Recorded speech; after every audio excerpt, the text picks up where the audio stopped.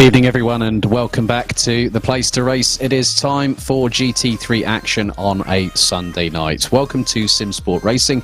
We're now here in the Midrand province, or Gauteng province in Midrand at Kyalami, which, according to the Northern African dialect of Zulu, means my home. And we have a fantastic second round of the fifth season of GT3 for you this evening. My name's Alex Goldschmidt. I'm joined, as always, by my partner in crime and also one of our GT4 Season 4 competitors, of course, Simsport Racing's very own Steve Proudley, and also, for the very first time, a new addition to the commentary box team, David Wrestle. Steve, David, good evening. Good evening, Alex. How are you, buddy? I've missed you. It seems like it's been a while since I've been in the commentary box with you. It has indeed. It feels like an eternity, especially when you were getting your elbows out with Jenson Button and Alex Buncombe this past week at Zolder. But yeah, good to have you back alongside me. And obviously, David, you're our newest addition to the team here at Simsport Racing.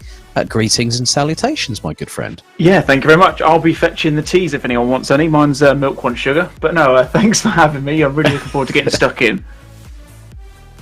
Now, we come into this championship, we've got a multitude of 60 and 90-minute races. It's going to be rather interesting this evening, Steve, because effectively we've got a 90-minute race around this circuit at Kyalami, instigated back in 1961. It's now owned by Porsche South Africa, so it is effectively their home here. It's also the home of South African Motorsport. It's a real technical challenge here at Kyalami, so a combination of brute speed and agility is going to be key here tonight.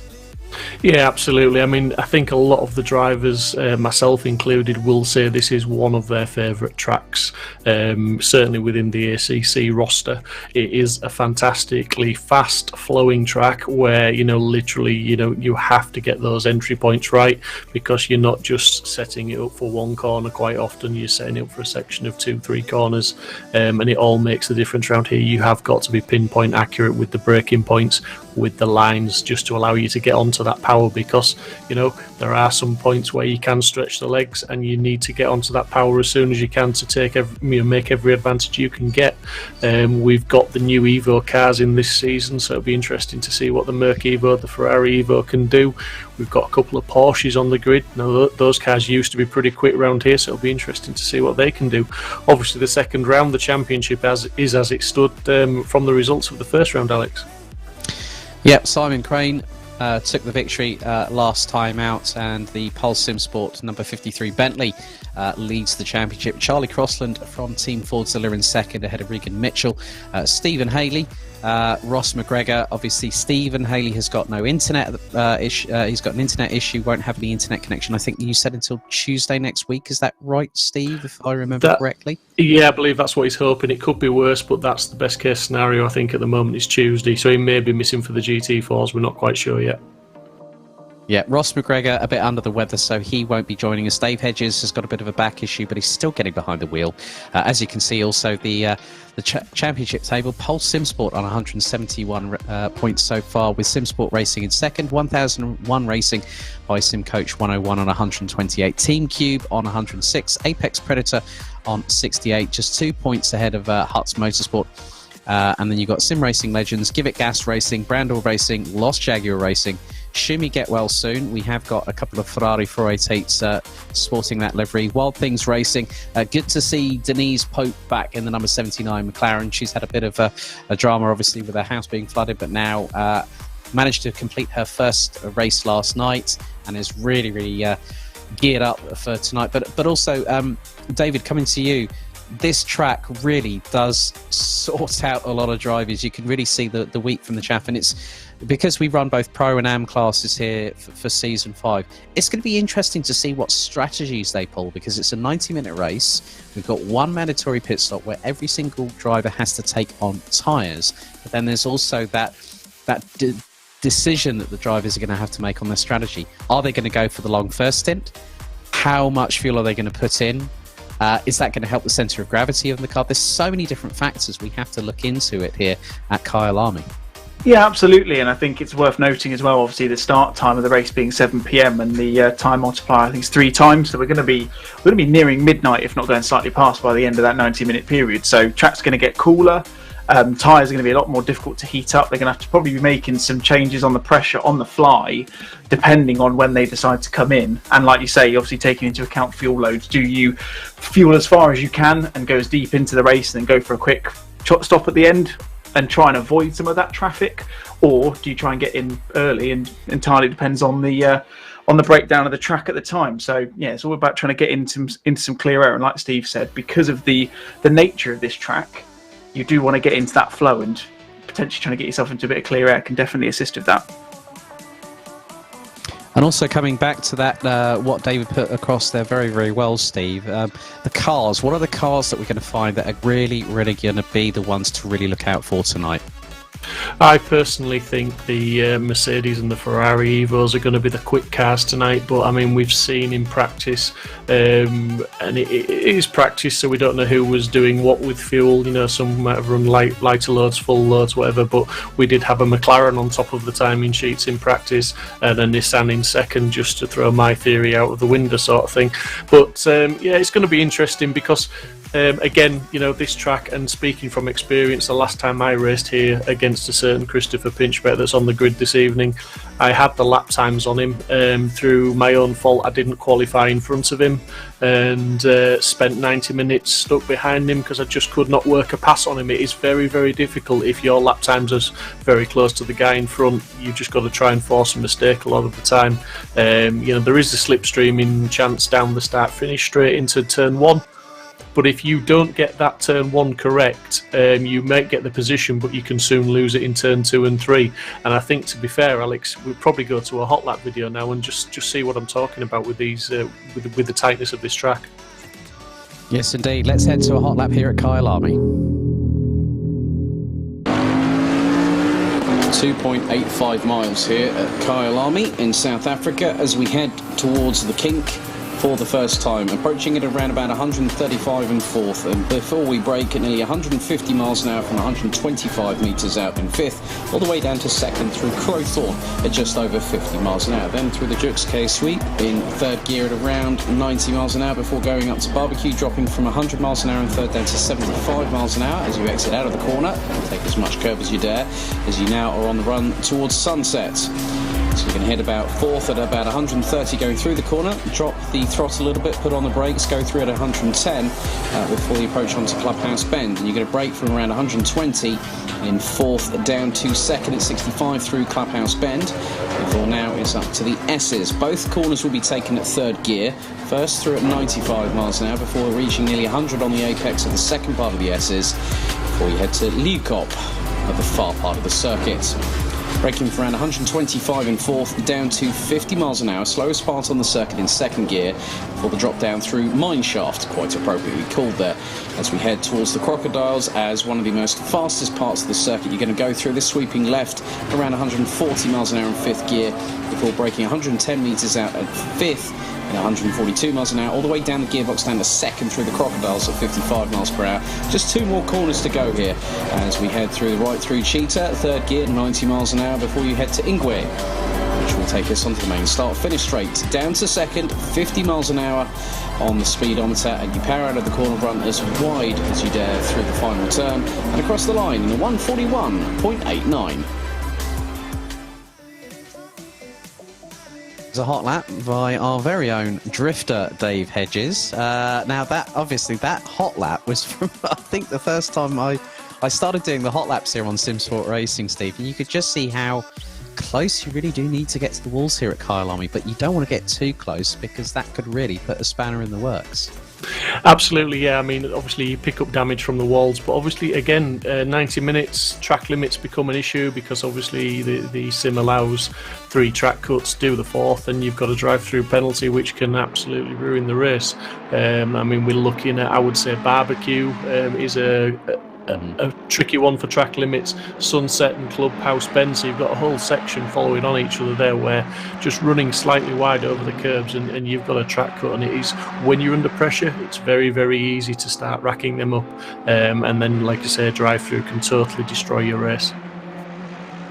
So we now head into qualifying, 20 minutes in all, and we're running with a well-known name in these parts here at Simsport Racing, Kieran Vidago with the Apex Predator Racing Ferrari 488. David, really on qualifying, these drivers are just on the out laps at the moment. It is incredibly crucial to not just get the tyres up to temp. The engine's got to be literally warmed up well, but then it's also about the brakes, because you don't want to go into the kink and then Crowthorne with cold brakes and cold tyres. Yeah, you're going to set yourself off on the wrong foot if you get that wrong, because again, obviously with the sweep coming up just after it, you get that first corner wrong, you've offset yourself for pretty much the entire first sector up until you got the over the brow and towards sunset. And same again, you can offset the lap even before we started. We're seeing Kieran run through Cheetah at the moment, going through turn 15, and there's that little yellow sausage curb. You catch that, and the car is you're effectively a passenger. So you could ruin your lap before it's even started. But there's quite a few places it can catch you off around here. It's really rewarding when you get it right, but it's a real beast of a track if you can't get your head around it properly in the first time of asking. So if you want to find out what is happening on live timing, head to www.pitwall.live. You can actually sign up for a free account. There is Miles Dixon, one of the Pulse Simsport cars in the 94. And good to hear from our good friend, Mr. Aaron Walker, as always, Steve. But, it's really good to see that the community once again is getting, we've got so much interest. And there's lots more to come from Simsport Racing as well. Yeah, absolutely. We're a progressive community. We're always trying to think of new things to do, new avenues to explore, and new ways to bring people into the community and get everybody involved. And it's great to see that the GT4s and GT3s have seen increased grid sizes repetitively over the last few championships. Have really gone from strength to strength. And the talent that is on the grid has also improved. The lads, not just the new guys, a lot of the seasoned regulars are getting faster and faster and faster. It will be interesting to see what goes on with the pull time, because obviously we are on the 2020. This is a new track, and we're on a new tyre model, I believe, for this track. But the pull time in season 3 was set by an Audi at 1:39.597, so it will be interesting to see if we get close to that tonight, or in fact if we can beat it. But we'll see what happens there. Looks like the Denise Pope fan club has come out of the woodwork. John Monroe and Cameron Fife hoping to cheer on the number 79 Wild Things Racing 720 McLaren. See, Denise has had, as I mentioned earlier, she's had no end of troubles. She's been very, very public about that on Twitter. Obviously, Sim Rig is set up upstairs in the house because obviously where she is.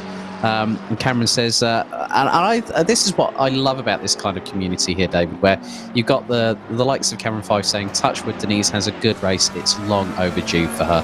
And that just shows the solidarity of Simsport Racing as a community. Absolutely, and yes, you're going to get out on track, and your helmet, your virtual helmet's going to drop down, and you're going to drop the visor down, and you're going to want to get past all of these people. But yeah, you're absolutely right. You jump out of the car, you get back into any of the servers, the Discord chats, like I say, Twitter, any social media platform, anything like that, and there's so much support and empathy for people who are stuck in unfortunate situations. Some of them less expected than others. But yeah, like you say, great to see that Denise is out and hopefully has a good race this evening.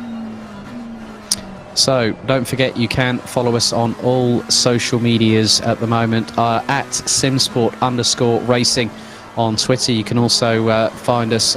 You can then also in the middle of our screen, just under the timer, our Discord server, then Simsport.Racing on Instagram. If you want to sign up, you can also go to our official website, www.simsport-racing.com.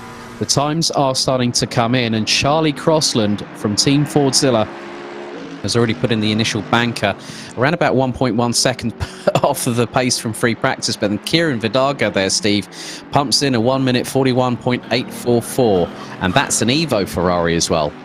Yeah, absolutely, and the worth mentioning as well, obviously the qualifying time of day. We're at sort of 3 o'clock in the afternoon. The track temperatures are favourable to good times. They're not too hot, 23 degrees track temperature. So we should see these guys extracting some good times, as we're just seeing them, Dean Riley there just pushing the track limits and kicking up some dust. But, they're they've got everything's optimum for them. They should be able to get some good times in. They should be able to, get. Dean is certainly capable of being on pole position.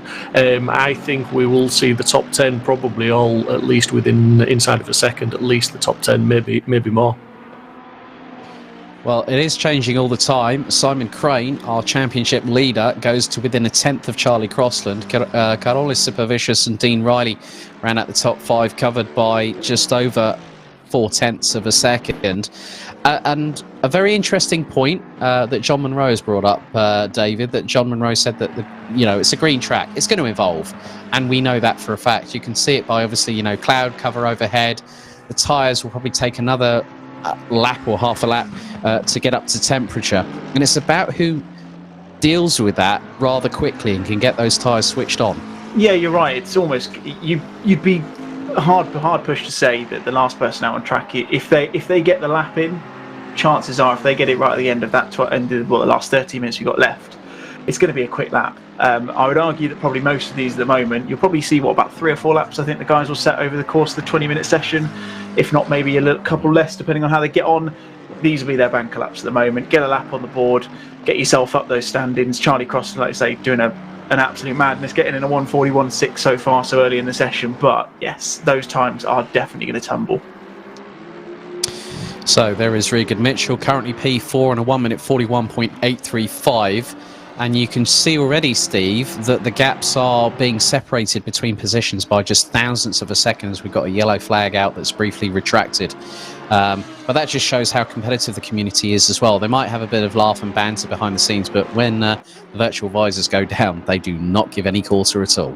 No, absolutely, and then just to point out, and apologies, I did miss that small fact when I was mentioning the track temperature was low, so should give optimum qualifying. The track is actually just switched over to fast now from green, so as you two guys are quite rightly saying, the times will start to tumble, and let's not forget we've got 38 cars circulating, and with every single lap that they do, there gets more rubber put down, so we will see this track evolving quite quickly.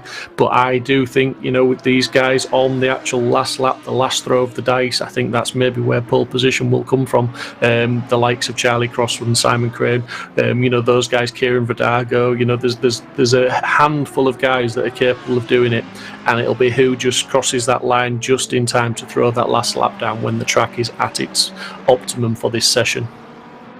So it looks like we've got nearly 40 cars on the grid tonight here. And David, that's going to be really, really interesting when we go green for 90 minutes. I mean, seeing them go into the kink and into Crowthorne for the first time, that's going to be the real test of everyone, just sort of keeping their nose clean and making sure they get through the Jux K-sweep all right, doesn't it? Absolutely, and yeah, you make an excellent point, Alex. It is a 90-minute race. You're not going to win it into turn 1, which some people elect to try and do, and obviously kind of ruin the fun for others. However, yeah, it's going to be an interesting one for sure. Very, very, very busy track indeed. And with 40 cars running around, we saw it was busy in the GT4s at Zolder the other day. It's going to be even busier tonight with a handful more on the grid as well. Good lap there from Sebastian Totolonera. He was over a second up on his previous time, and that puts him in the top 15. Mike Markstein in the number 17 Honda goes up into 31st position. So everyone's starting to improve. But Steve, even though the track has turned to fast, we've now got just under around about half of this qualifying session still to go. The drivers are still trying to find out the limits of adhesion, as we see Denise Pope. She's up into P25, and that McLaren is only just under 1.7 seconds off a provisional pole at this particular moment. Yeah, absolutely. She's doing a fantastic job in a great car, and she's sort of pushing the envelope, and it's good to see, she's actually up on a time at the moment, so hopefully she's going to climb, and indeed she's up to 24th, 1.4 off pole. But the track is evolving so fast that we're seeing big jumps in drivers' times at the moment, and as I said, for fear of repeating myself, it is going to come down, I think, to the last lap saloon sort of thing. These guys are going to be really, building up, and I'd be surprised there'd be a few if a few guys haven't actually just fueled up to go, for the more or less the full session and just go. Certainly for the last 10 minutes, and then just get some heat into the tyres, keep the temperature up, and just get the times in, as we've just seen Mikas go up to third place. He was actually in 30th, but he's now gone up to third, and he's only just over a 10th off that pole position. So, like I said, the times are tumbling, and they are tumbling big time. Well, there's Lucas Dentales in one of the two Nissans, teammate to Carolus Supervicious, the reigning and defending Season 3 GT4 champion. Mantas Povilaitis in the 738 Porsche. We talked about Porsche a little bit earlier, saying, before we went on air, and this is the home of Porsche South Africa, and to see a Porsche on provisional pole with 8.5 minutes to go, David, that just is a sign of things to come, because I mentioned about brute speed, I mentioned about agility, and one of the good things that the Porsche has to its advantage, even with the potential, the fact of the BOP being instigated, it has that really, really nice bit of traction when you come out of the corner, because the engine's mounted over the rear axle. Yeah, absolutely. And for me personally, the Porsche is one of the most difficult cars to get right. But when you do, it's almost like driving a Scalextric car. It's almost like it's on rails. And point very much proven there. Going from what was he? It was about 16th on the grid. So see Miles Dixon go across, puts in a nice 1:41.8 to put himself 7th. And again, look at the times between them. Steve mentioned it would be. He didn't mention it. He expected it would be a Ferrari or a Merc on the top step of the grid for the start of it. But you've got Bentleys, Aston Martins, and like you say, the Porsche up top of there as well. So not over yet. Ivaras Mikas goes up by. That is nearly 70 thousandths of a second, Steve, that separate the top three positions. Tom Smith now makes it 3/1000 slower than Mikas. So this at the moment is the closest ever qualifying session we've either had in GT3 or GT4 here on Simsport Racing. And Carolus Supervicious now coming out of the final corner in the 101 Nissan. He's 2 tenths up. This could put him around P8 or P9. He goes P6. Oh, he found a bit more extra time in that final sector, didn't he? He did indeed, and like I said, Season 3, Round 4, Kyalami, the 60-minute race, the top 8 were within a second. Well, tonight we've got the top 20 within a second.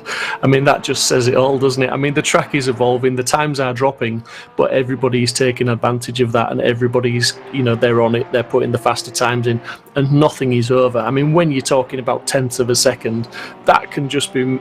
You can gain that in a quicker thought process, let alone, braking zone, driving ability, whatever.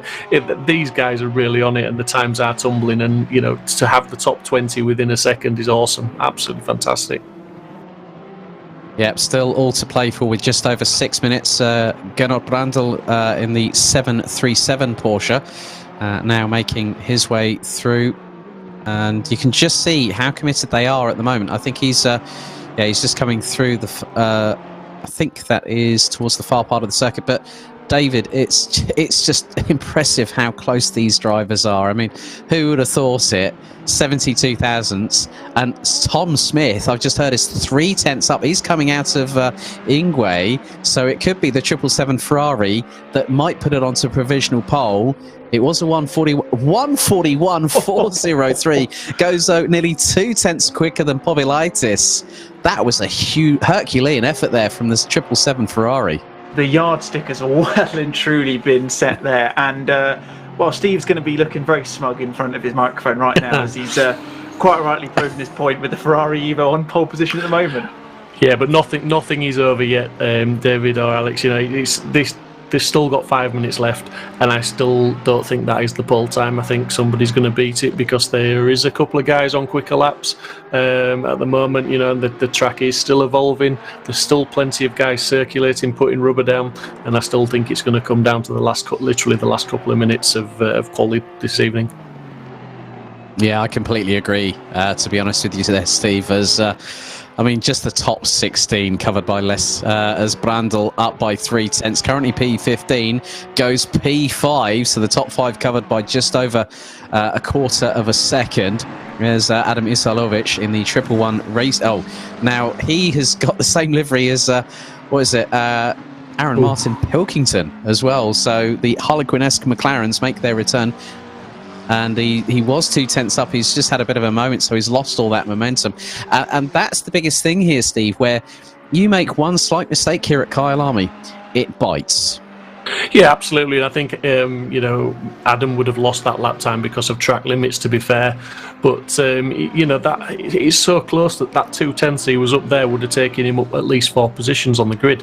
4 positions, 2 rows, that's a gigantic jump, for anybody. And it can mean the difference between a good start and a bad start, just getting you a little bit further, away from the middle of the grid, which we know sometimes can be a little bit chaotic. But, Tom Smith's lap, fantastic with a 1:41, and Dean Riley there in second place, equally good lap time. He's only like about a tenth off. So it's all happening. Everybody's up. We're getting the word at the moment now that literally everyone's not just a tenth up, 2 tenths, 3 tenths, they're at 4 tenths up. Some of these drivers, half a second. Yannick is going to go pole here. Oh, look at that by 0.0009. He misses out. That's absolutely, it's heartbreaking to see, but he's still got time to get another lap in if he wants to keep going. If he's got the fuel, then he could keep going. A big thank you also to our good friend Mike Yao, our broadcast director, bringing the sound and vision to life. If you are watching on the Simsport Racing YouTube channel, please don't forget to like and subscribe. I'm sure that Dave Hedges might be messaging me at any point saying, have you said it yet? Have you said it yet? Well, if anyone saw the GT3 race at Zolder, he had like and subscribe to our channel on the side of his car at Zolder last Wednesday. But Dean Riley, still, we're going to see if he's a tenth up. So he is getting closer to Smith and Muller. But Muller there was a collective sigh of like, literally, really, from everyone. He's up by 2 tenths. Riley could put this on provisional pole with just over 2 minutes to go in the session. The 22 comes out of Ingwe, and I think he's blown it. Let's just see as he crosses the line now. Yeah, he improved, but not by much. Miles Dixon comes round of and he's 2 tenths up, but I think he might have just blown it coming out of Ingwe there. He's going to come across the line. He's in P11, goes P5 with a 1:41.610. And Mantas Povilaitis still in P4 at the moment.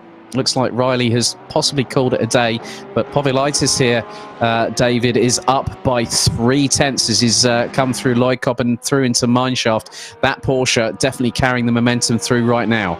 Absolutely, and if he gets this right, he's definitely in with a shot of getting that pole with just over a minute remaining. I can see that Smith and Muller are both out they're out on the track at least. Not sure whether they're doing setting their laps at the moment, but if he can get this right, he comes into the final corner at Ingwe and goes onto the start-finish straight. See what he can do. Can he improve?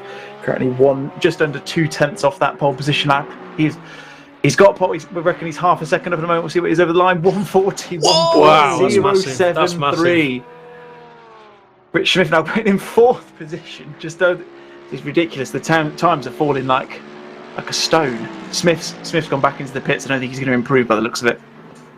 Someone set off one of those world record breaking domino rallies by my estimation as we're now with the number 66 of Team Fordzilla's Charlie Crossland. He's now making his way through the Crocodiles. Running through into Ingwe now, having negotiated his way through Cheetah. He's currently just over half a second behind. He comes across the line. He will get another chance though, let's be completely honest, but doesn't. That is a personal best of 1:41.622 as the timer quickly ticking its way down to 0 on the clock. Miles Dixon goes second, 3 tenths off of Povilaitis. But Steve, Povilaitis, you said as we got the timer at 0 now, that's the checker for quali. Povilaitis has really done a number in that 738 Porsche 911. Yeah, absolutely. He's brought it home when he needed to there. I mean, that's 3 tenths quicker than anybody else. That's a Herculean effort in what has been a very, very close qualifying session. He has saved the best till last. Just looking at Charlie Crossland, it's looking like he's still on a lap the way he's sending it at the moment. Not quite sure if he's up or down at the minute, but he's certainly he's certainly sending it, and he's trying to the dying death. And it's laps like this that could just steal that pole position away. We know Charlie is quick, and we know he's capable of it, as we just seen.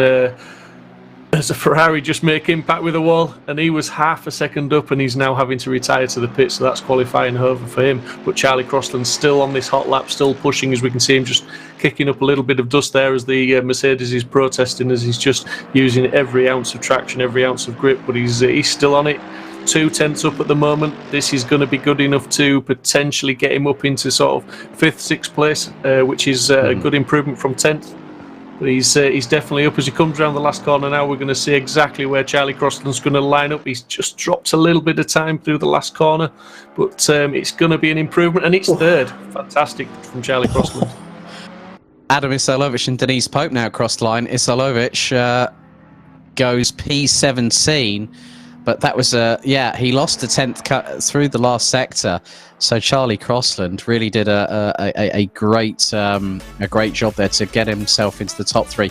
But David, that time really from the 738 Porsche, wow, that was just like literally, I'm just going to keep my cards close to my chest, and that is going to showcase what is capable in this Porsche. Absolutely. I think it's probably safe to say he was sandbagging in practice. He did a 141.6 was his fastest time in practice rather, and then managed to gain, what was that, about nearly 6 full tenths of a second. Interestingly as well, Martin Pilkington was fastest in practice. I think he was only just, his practice time was slightly slower than Povilitis in the qualifying session there, but was quite a bit way down the grid. I think I saw him about 15th or 16th as the checkered went down. So I just you beat me to it, Mike. I was just going to ask you how often it rains in South Africa. Not often. The qualifying obviously was very, very close, but this is just going to really throw a spanner in the works now. Who has done their practice for wet sessions? Who is confident with the grip in the wet sessions? And more importantly, how much grip is there out there? How heavy is it raining?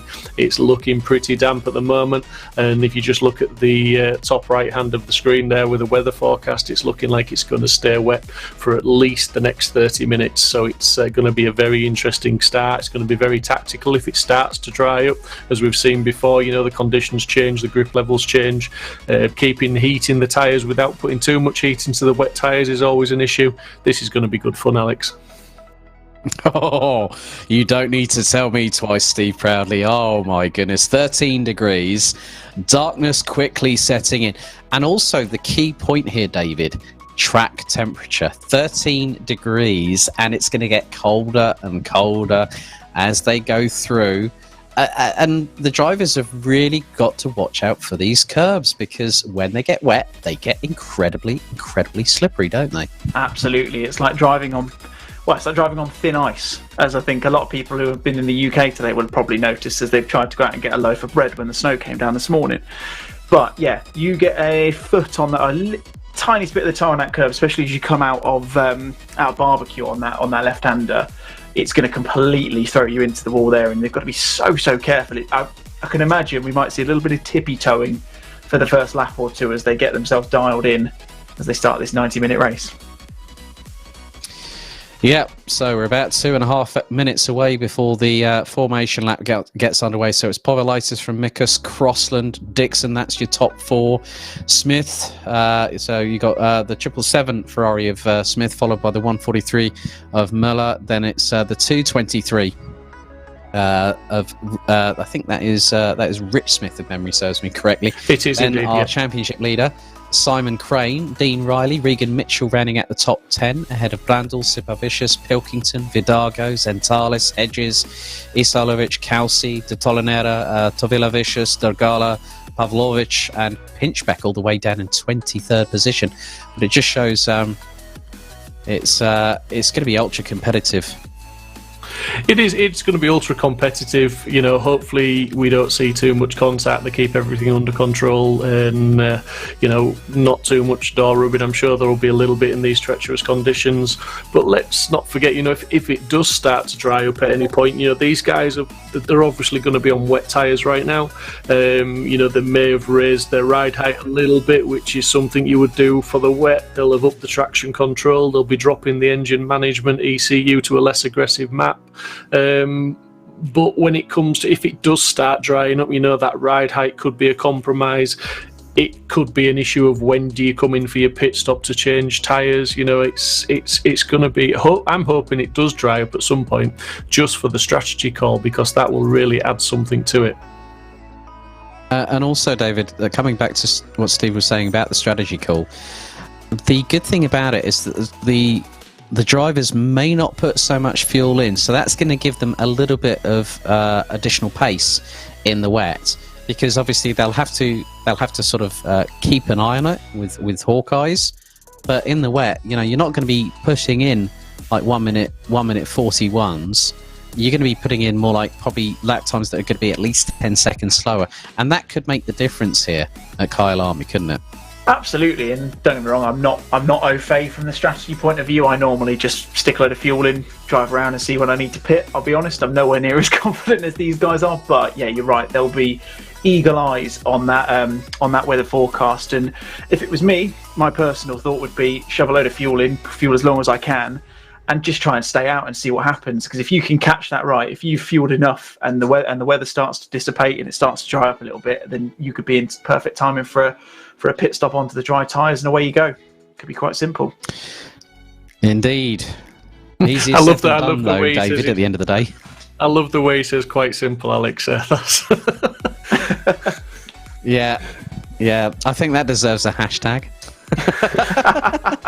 It's the naivety of it all. Yeah, but these guys, I think I'm going to say these guys are now setting off. This is their first impressions of this track now, and that you'll see them weaving to put a bit of heat in the tyres, but more importantly, they'll just be feeling for the grip. They'll be just testing the parameters and sort of really seeing how slippy it is out there, because there's a bit of spray. There's a lot of rain coming down still. It's bad, but it's not as bad as it could be, and with the rain forecast for the next 30 minutes or more, I think it's going to get worse before it gets better. Yeah, and as you can see by the triple screens we've got showing, courtesy of Mike Yao from epic work that he does, it's going to get rather interesting. And the darkness now, Steve, look, I mean, straight away that says to me track limits are going to be intently policed, and these drivers are going to have to watch themselves early, because the minute they go through down into the kink for the first time and then through into Crowthorne, this race could be anybody's. Yeah, absolutely. I mean, it's wet, it's slippy, the track limits don't change, they are what they are, so it just means it's easier probably in these conditions to end up exploiting them, running over them and picking up those warnings and potentially drive-throughs. So don't be surprised if we do see some drive-throughs. But turn one, I mean, that's going to be massive this evening, because they're going to go into turn one. And then they're going to have to, negotiate 38 cars, probably 2 and 3 wide, through turn 1, turn 2, and as we know from history, turn 3 as well. And it won't really be until they get around the backside of the track that they'll start to spread out a little bit more. So it's going to be difficult to manage. People are going to have to be patient and manage their expectations on this first lap. As David said earlier, nothing's won on the first lap, although some drivers do seem to think it is, and they will try. But generally, I think caution is going to be the better part this evening. Definitely the case. There is no real wind carrying these clouds across, because you can just see the amount of rainfall on Charlie Crossland's windscreen on his Mercedes-AMG GT3 2020 Evo, and now they are starting to form up into the customary 2x2 formation as we're now heading through towards the final part of this. And David, any thoughts ahead of what's going to happen over the next 90 minutes? Well, if I was going to put it bluntly, it's going to be quite interesting, isn't it? You've got, new braking point into T1, which we'll get to in a second, and with it being dark, how easy is it going to be to find a dry line should there ever be one? So it's going to be interesting to see how the guys get on. Well, ladies and gentlemen, are we ready? Are we steady? It is time to go racing here in the Gauteng province. It is green, green, green, and they all start making their way. It's going to be tippy-toeing for every single one of the competitors as they run down through the kink. And look at that, 5 abreast nearly, Steve, towards the bottom of the top 10 as they go through Crowthorne. Is that Charlie Crossland? That was a move and a half from... Who was that? That was Crossland around the outside of Crowthorne. Craziness, and he got past Povilaitis and Mikus in one fell swoop. Yeah, absolutely fantastic driving from Charlie there. Really put his faith in the Mercedes and the grip, and got the job done. I could see him building up to that. He just was, his entry to that corner was so much faster than the other guys. We have got a little bit of an issue at the back of the grid. Got a few cars tangled up there, but generally most of the field have got the way through. And they're still. Oh, that's is that Smith? That's Tom Smith, one of the early. One of the early pace setters in qualifying has just had a little bit of an off. It doesn't look like it was too heavy an impact, so hopefully he'll get back on track and get rejoined and get back in the foray. But Charlie Crossland is going to be a man to watch, because if he's got that much confidence this early in the race, he could start to build a gap. Yeah, and also, now there's a bit of drop. Oh, Tom Smith. And Reese Wiggin has had another moment. He was one of the cars that was collected early. I think he got collected there again. Reese Wiggin, that could be 3 for 3 in the first lap alone. This is how difficult it has become. But Charlie Crossland, in the meantime, David, has got nearly a 9/10 of a second advantage over the number 36 of Nicholas. And the Povilaitis rounds out the top 3. Absolutely, ACC. Yeah, Crane going very, very wide as he's going into the Crocodiles there. Obviously, maybe trying to take the dry line through there, getting very out of shape. But yeah, Charlie is looking to do a classic Seb Vettel of the Red Bull years, and just scarper, just get out of there, get in as much a clear as you can. Obviously, he's going to have the benefit of not having any spray coming up in front of him, and he'll just find. Oh, there's more dramas. Pinchbeck's off. Pinchbeck's off. Sorry to cut across you there, David, but there are dramas. There are cars being collected left, right, and centre, and everyone is having to avoid like crazy. This race, Steve, has just been turned upside down and shaken like a sand timer until there's no sand actually in it at the moment. This is absolutely crazy. The rain has really brought the chaos and pandemonium here at Kyalami.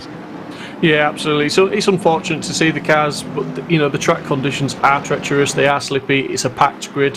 38 cars making the start in these wet conditions. It was interesting. It was 3, 4 and 5 cars wide, so it was pretty much inevitable that there was going to be a little bit of rubbing.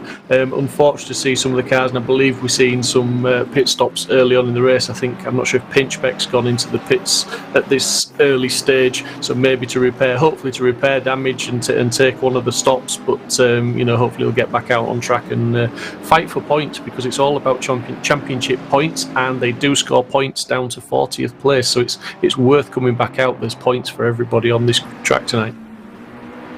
Yeah, very much the case. And obviously the points leader Simon Crane has had an exit stage right moment.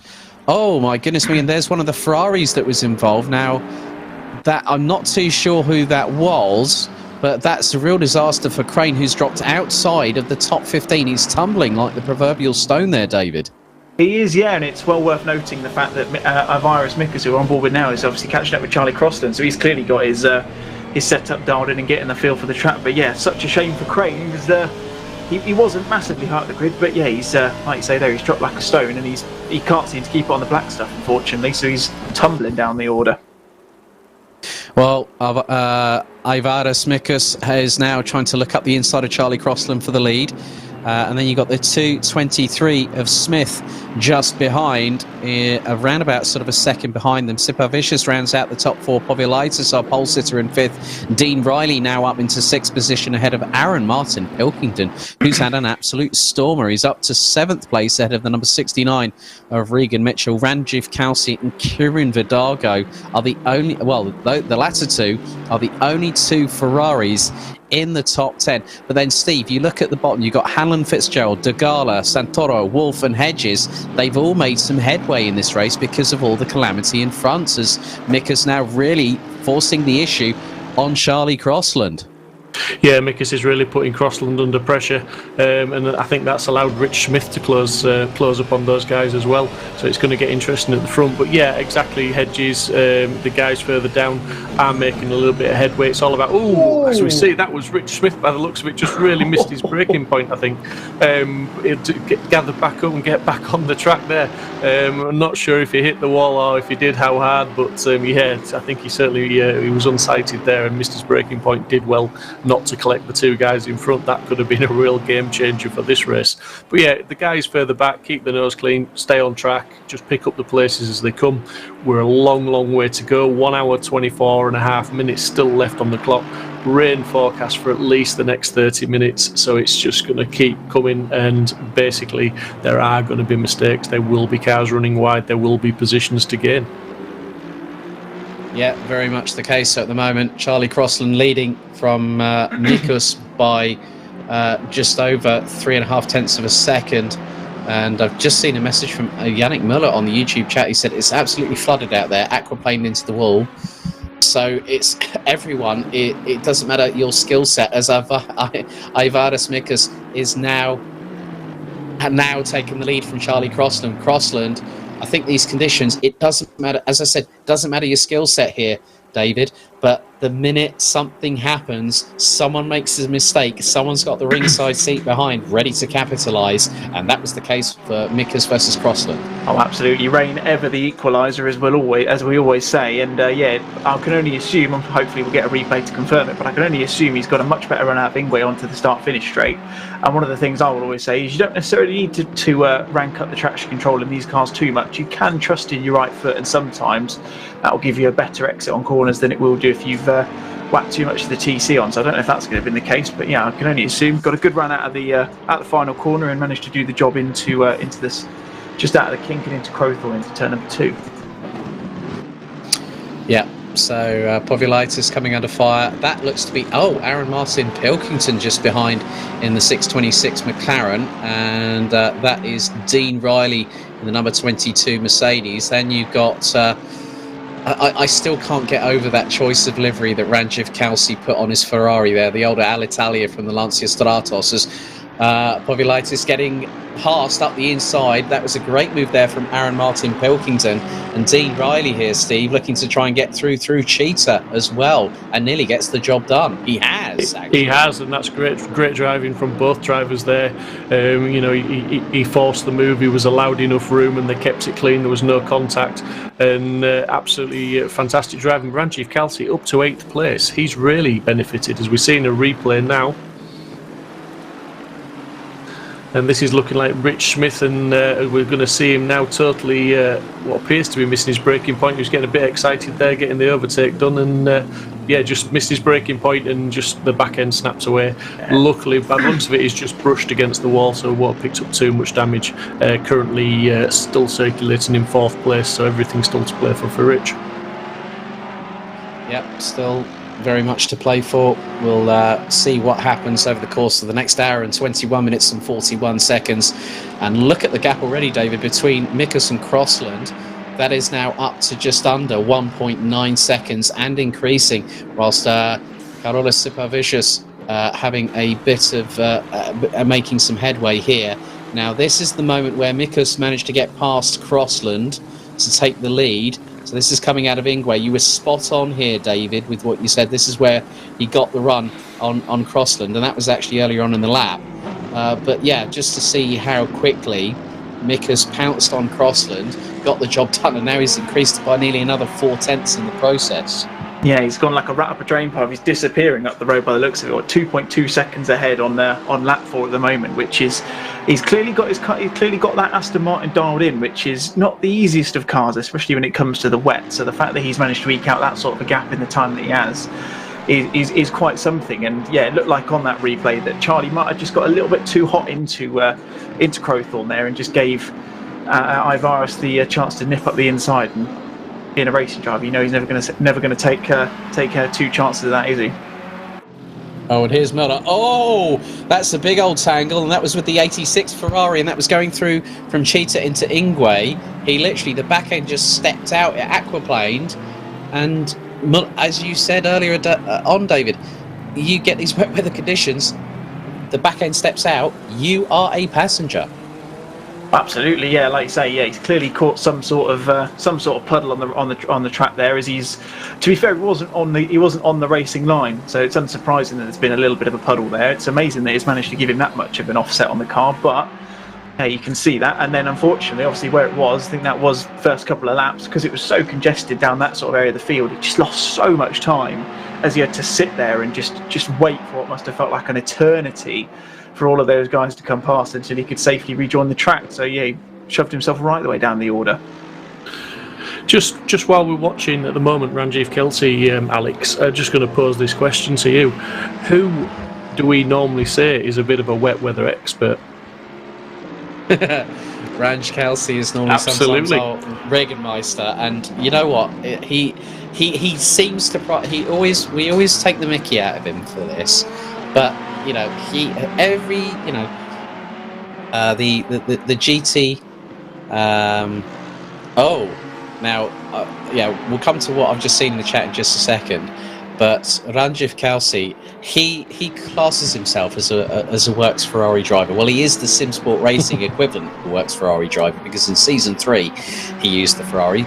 The driver swap, if he was in it, he would have used the Ferrari, and here he is in the 488 yet again. And we've also had Tadas Ivasakauskas saying Mikas and Sipavicius are Lithuanians. Yep. If you translate the original country name Lietuva, it means Rainland. So the Lithuanians could also factor in here as well. And this is a little bit further back. You can see that Richard Pixley, I think that is in the number 7. And then you see the 667 of Reese Wiggin. Oh, it literally all kicked off behind, and then everyone got tangled. Denise Pope got collected. The 17 Honda got collected. Neuterlings managing to get through. Thank goodness, unlike when he got quite literally eliminated last time out. And then as they come out on the rejoin, 4 abreast. Still racing for it. That is absolutely mind-blowing there. I think you'd have probably been quicker, Alex, if you just told everyone who'd actually stayed on the track at that point. There was so many caught up in there, and you see, just going into the corner there, it gets just out of shape. Two times to get into the turn in, and yeah, as soon as he's gone there again, passenger as normal, and unfortunately hits into the wall as he's coming out of the exit at Sunset. That's two incidents in one move. He gets collected again, does he? Manages to avoid. No, that was Denise. He was rejoining, and Denise Pope, the right-hand side of her McLaren, hit the wall as she was trying to avoid him. And now Karolis Sipavicius ahead of Charlie Crossland. So 2 Lithuanians leading the way. Yeah, it's going to get rather interesting. Jeffrey Wolf running in 12th position, and he's got Drifter Dave. Dave Hedges, as always, just behind. And then you've got Martin Dergala. You've got also Pavlovich as well. Jorgaitis running in 16th ahead of Regan Mitchell, who's customarily... it's uncharacteristic of Regan to be out of the sharp end of the grid, Steve, and he's currently running in P17. But Martin Neuterlings, I must say, the BMW looking really, really good in this wet weather extravaganza we're having here at Kyalami. Our Flying Dutchman currently up to P18. Yeah, absolutely. Mark's he's got a good level head on his shoulders. He's had a little bit of a few unlucky races where he's got tangled up, not necessarily through any fault of his own. But he's a good, consistent driver, is Mark. And if he's allowed to get into a rhythm, he will pick up places because he will just drive his own race. He will do his own thing, and he usually keeps his nose clean. So yeah, I expect to see big things from Mark. He will move up the grid, up the order, I do believe. But I mean, he's got Regan Mitchell in front of him. I mean, Regan Mitchell, he's definitely a top 10 driver, obviously struggling in the McLaren in these conditions, but you don't know what incident maybe Regan's been caught up with to put him down there. But qualifying was so tight. I think there were drivers starting right down to 20th place that we're used to seeing in the top 10, Alex. Yeah, very much the case, as Jeffrey Wolf trying to keep ahead of Dave Hedges in the battle for 12th position. Meanwhile, our leader at the moment is currently 5 seconds up the road. So it's really, really getting rather interesting here, David, because no one's wanting to give up any positions, but no one wants to make a mistake. Absolutely, yeah. You almost you're kind of treading a very thin line between pushing to try and catch the guy ahead of you, but also trying to keep it on the black stuff at the same time. And Jeffrey Wolf is treading that line very thinly at the moment. As goes a little bit wide coming in towards Cheetah. Is Dave going to make the move? He's not. Very sensibly, I think, keeping hold of that instead of just shoving it down the inside. But if he gets a decent exit here, he's going to have a lovely run down into the kink and into Crowthorne onto as they come onto lap number 8 now. Yep, so, and at the moment, I've just seen that Mikas is actually fastest in sector number 3 by over a tenth on Super Vicious. But the gap now is coming down here, Steve. It was around about 5.1 seconds. Looks like Super Vicious has taken time out of Mikas by around about the tune of about 0.2 of a second. And Charlie Crossland seems to be falling a little bit further back, but obviously the pit strategy these drivers will have in their mind to do the overcut or do the undercut could really play into their hands at a little bit later on in the race. Yeah, definitely could. I mean, we're seeing a lot of racing still going on. Kelsey still trying to get that 7th place, still pressuring hard. But yeah, it looks like Crossland is falling away from the front two. He's down 1.2 seconds down, but I think he's falling back towards Rich Smith, who's obviously recovered after making that bit of a mistake, as Kelsey's throwing it up the inside there, and he's going to go down the mine shaft, and he's gained that 7th place. That was a fantastic move from Ranch there. He really set that one up and made his intentions clear and went down the inside. It looks like Verdago is going to try and take advantage as well, but I don't think he's quite close enough, and in these conditions it'd be a brave man to run 2x2 down there. I think Kieran needed to be another car length and a half alongside Mantas Povilaitis on that particular occasion to facilitate that move. So a bit of a run wide there from Ranjiv Kalsi, and that was through Cheetah as they go into Ingwe. And that just shows as that's Denise Pope stranded on the outside of Ingwe, I believe. If I just judging by the livery, yellow flags are out, so no overtaking allowed there. But you can just see, David, that one slight mistake, like what Kelsey did through Ingwe, has allowed Bobilaitis to get back up the inside. But now they go through the Jux K sweep, and the Ferrari still keeping ahead for the moment. Yeah, that's the thing. Like I say, probably the most prime overtaking spot on the track is going into Crowthorne after that, after the long start-finish straights. If you do get it wrong going into Ingwe, like Kelsey did there, admittedly he has managed to defend his position very nicely indeed. It just sets you up for a really difficult first start to the lap, and it can really put you off, to be completely honest. Worth noting as well, Aaron Martin Pilkington, fastest on track at the moment, running a 1:49.5. And on the last lap, Sipovicius 0.6 of a second quicker than Mikas in first place, but it looks like he might have managed to gain that difference back. So it's as you were, still about 5 seconds between the top two at the moment. Yeah, I mean, coming to pit stops now, Steve. When do you think approximately we might see our first drivers come into the pits? Because if they've fueled heavy, like David mentioned earlier on in the broadcast, when would you anticipate, if you were in the driving seat right now, when would you possibly look to pit? What would be your strategy, depending on what car you're in? I would have done exactly what David said. I would have fueled it heavy to give me the options of when I wanted to come in for my pit stop. And if I'm fueled heavy, the conditions haven't changed at the moment, I just stay out there as long as possible, just to really, as long as the tyres are giving me the performance that I need and I've got the fuel to do it, because you're not going to gain anything unless you are stuck behind somebody and they are holding you up, depending where you're going to drop back into the field, obviously, after your pit stop. But I don't think there's anything to be gained at the moment for many of them to come in and change anything now, because there is still time for this race to change. I mean, it's still forecasting rain for the foreseeable future. But if it does start to dry up at all in the last half hour or so, there could be an option for a last-minute pit stop to put slicks on. As I think this is Denise Pope we're just watching now, and she's in the pits. Yeah, she's currently in there at the moment. Might be for repairing damage, because I did see number 79 McLaren stricken on the outside of Ingwe. As now Dave Hedges closing on the back bumper of Adam Yasalovic, who goes defensive going into that will be through Cheetah. I think, if memory serves me correctly. But yeah, you can just see how hard these drivers are pushing. And in many respects here, David, Steve was very right on his estimation about Mercedes and Ferrari being, the real cars to watch this evening.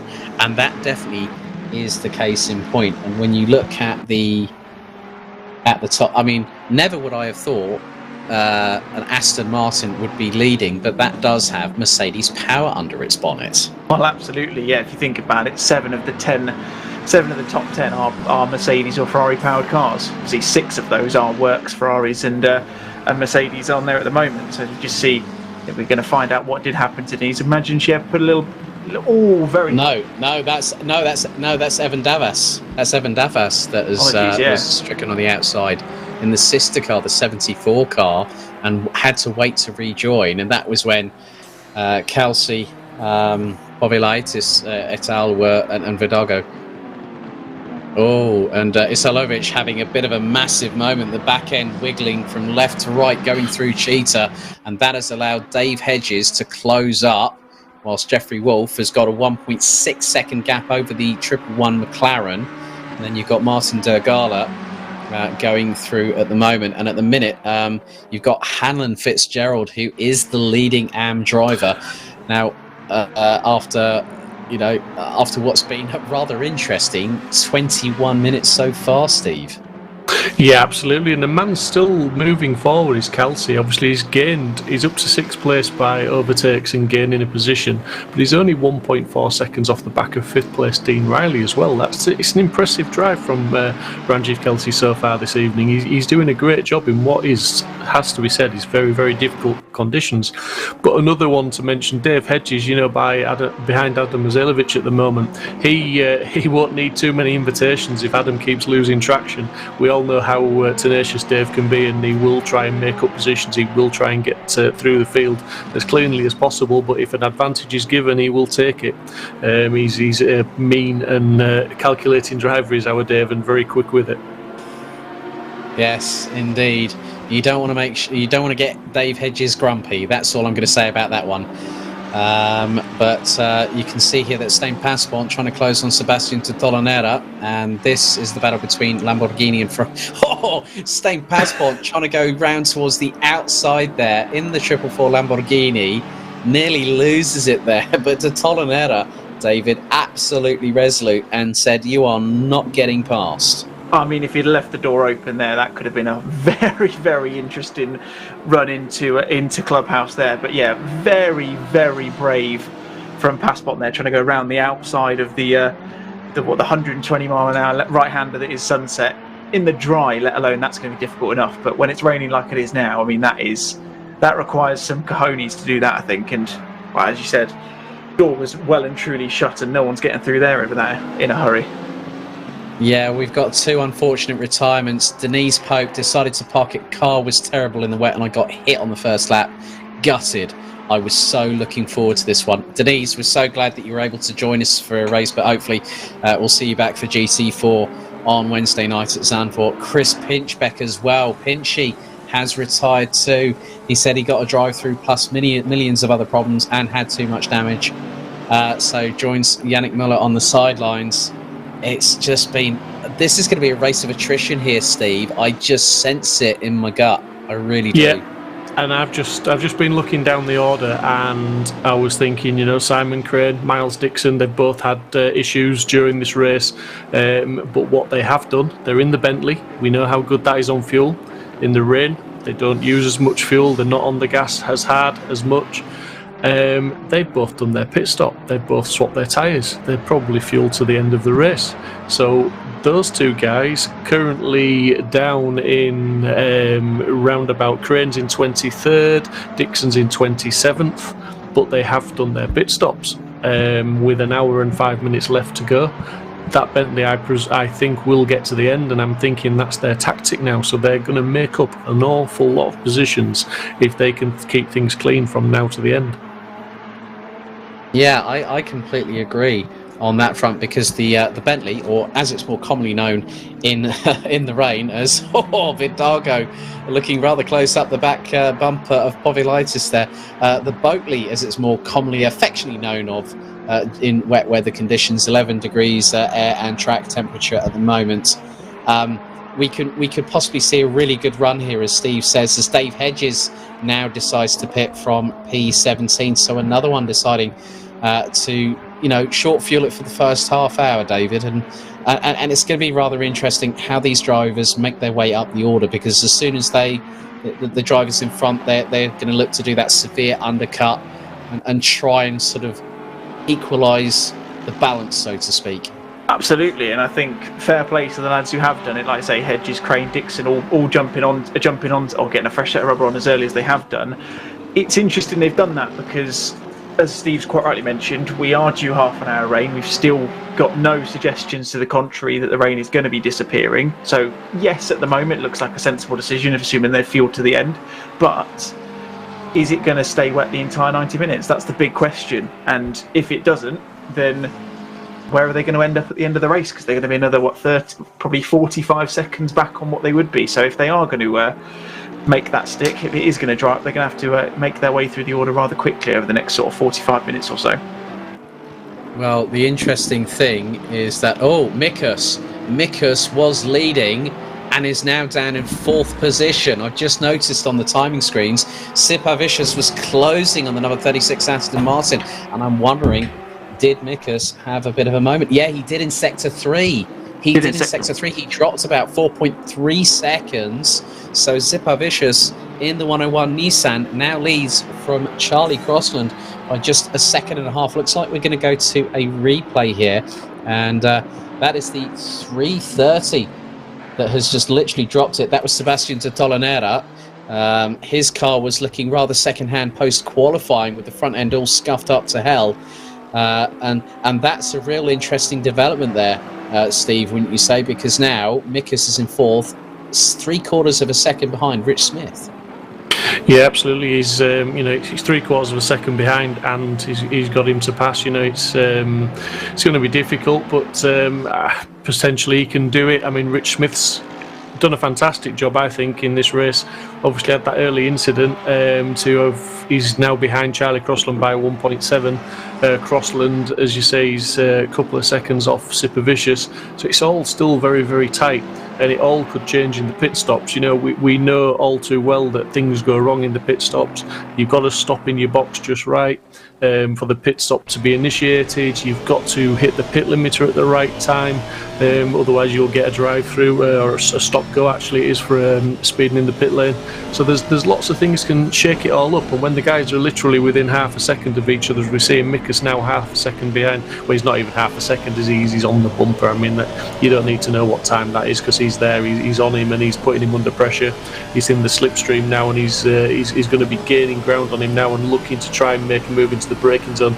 Rich just sort of went out a little bit wider than maybe normal there, just to almost offer himself up to defend that position, but he didn't need to. Mikus wasn't really close enough to do anything, and it's just as they go through turns 2 and 3 now, and Mikus will be putting the pressure on Smith now. He'll be trying to get Smith to make a mistake, because in these conditions to execute an overtake, it's very, very difficult. We're approaching the conclusion of the first half an hour of what's been an absolutely dynamite 90 minutes of Kyalami, and Simon Crane, the current points leader, still sitting down in 22nd position as the highest placed driver that has actually made their first and only mandatory pit stop. All drivers must put new tyres on, and one of the biggest things here, David, is that effectively when you've got colder track temperatures, wet weather, the tyres are going to take that a little bit longer. In dry weather conditions, maybe 2 to 3 laps at an absolute push. You're looking at nearly double that in wet weather conditions with extreme wet tyres on board. Absolutely, yeah. You're going to see you see Crossland's gone off there. Crossland's coming out of mine shaft, and see Mick is going on the inside.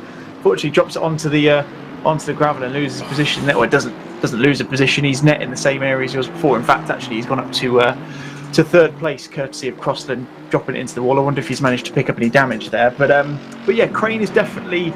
He's definitely got the tyres up to temperature. He's one of the quickest guys out on track at the moment, running 48, 49s at the moment. So yeah, Charlie Crossland does drop into the pits. I didn't know if I could see any bodywork hanging off, but yeah, there was a flailing bonnet there. I saw that alignment on that front bonnet and bumper was not tracking true, and I think he's done the right thing. Repair the damage, get the car fixed, and get back out on the circuit. So Charlie Crossland has got a lot of work to do, and this is going to drop him out of the top 10. So with 60 minutes still to go, Zipavicius leads by 4.6 seconds ahead of Rich Smith. Then you've got Mikus, Riley, Kelsey, Povilaitis, Vidago, Martin Pilkington, Hanlon Fitzgerald, Wolf. Crossland now showing in 11th as Zisalovic is in 11th with Tom Smith, Martin Dergala. Now they're climbing up the order, and I must be completely honest here. The number 17 Honda, and that is of Mike Markstein there, Steve, is up into P14. A fantastic job so far as we go to a replay. And here's what happened with Charlie Crossland. Yeah, just lost it all all on his own there. Just a little bit too greedy with the loud pedal.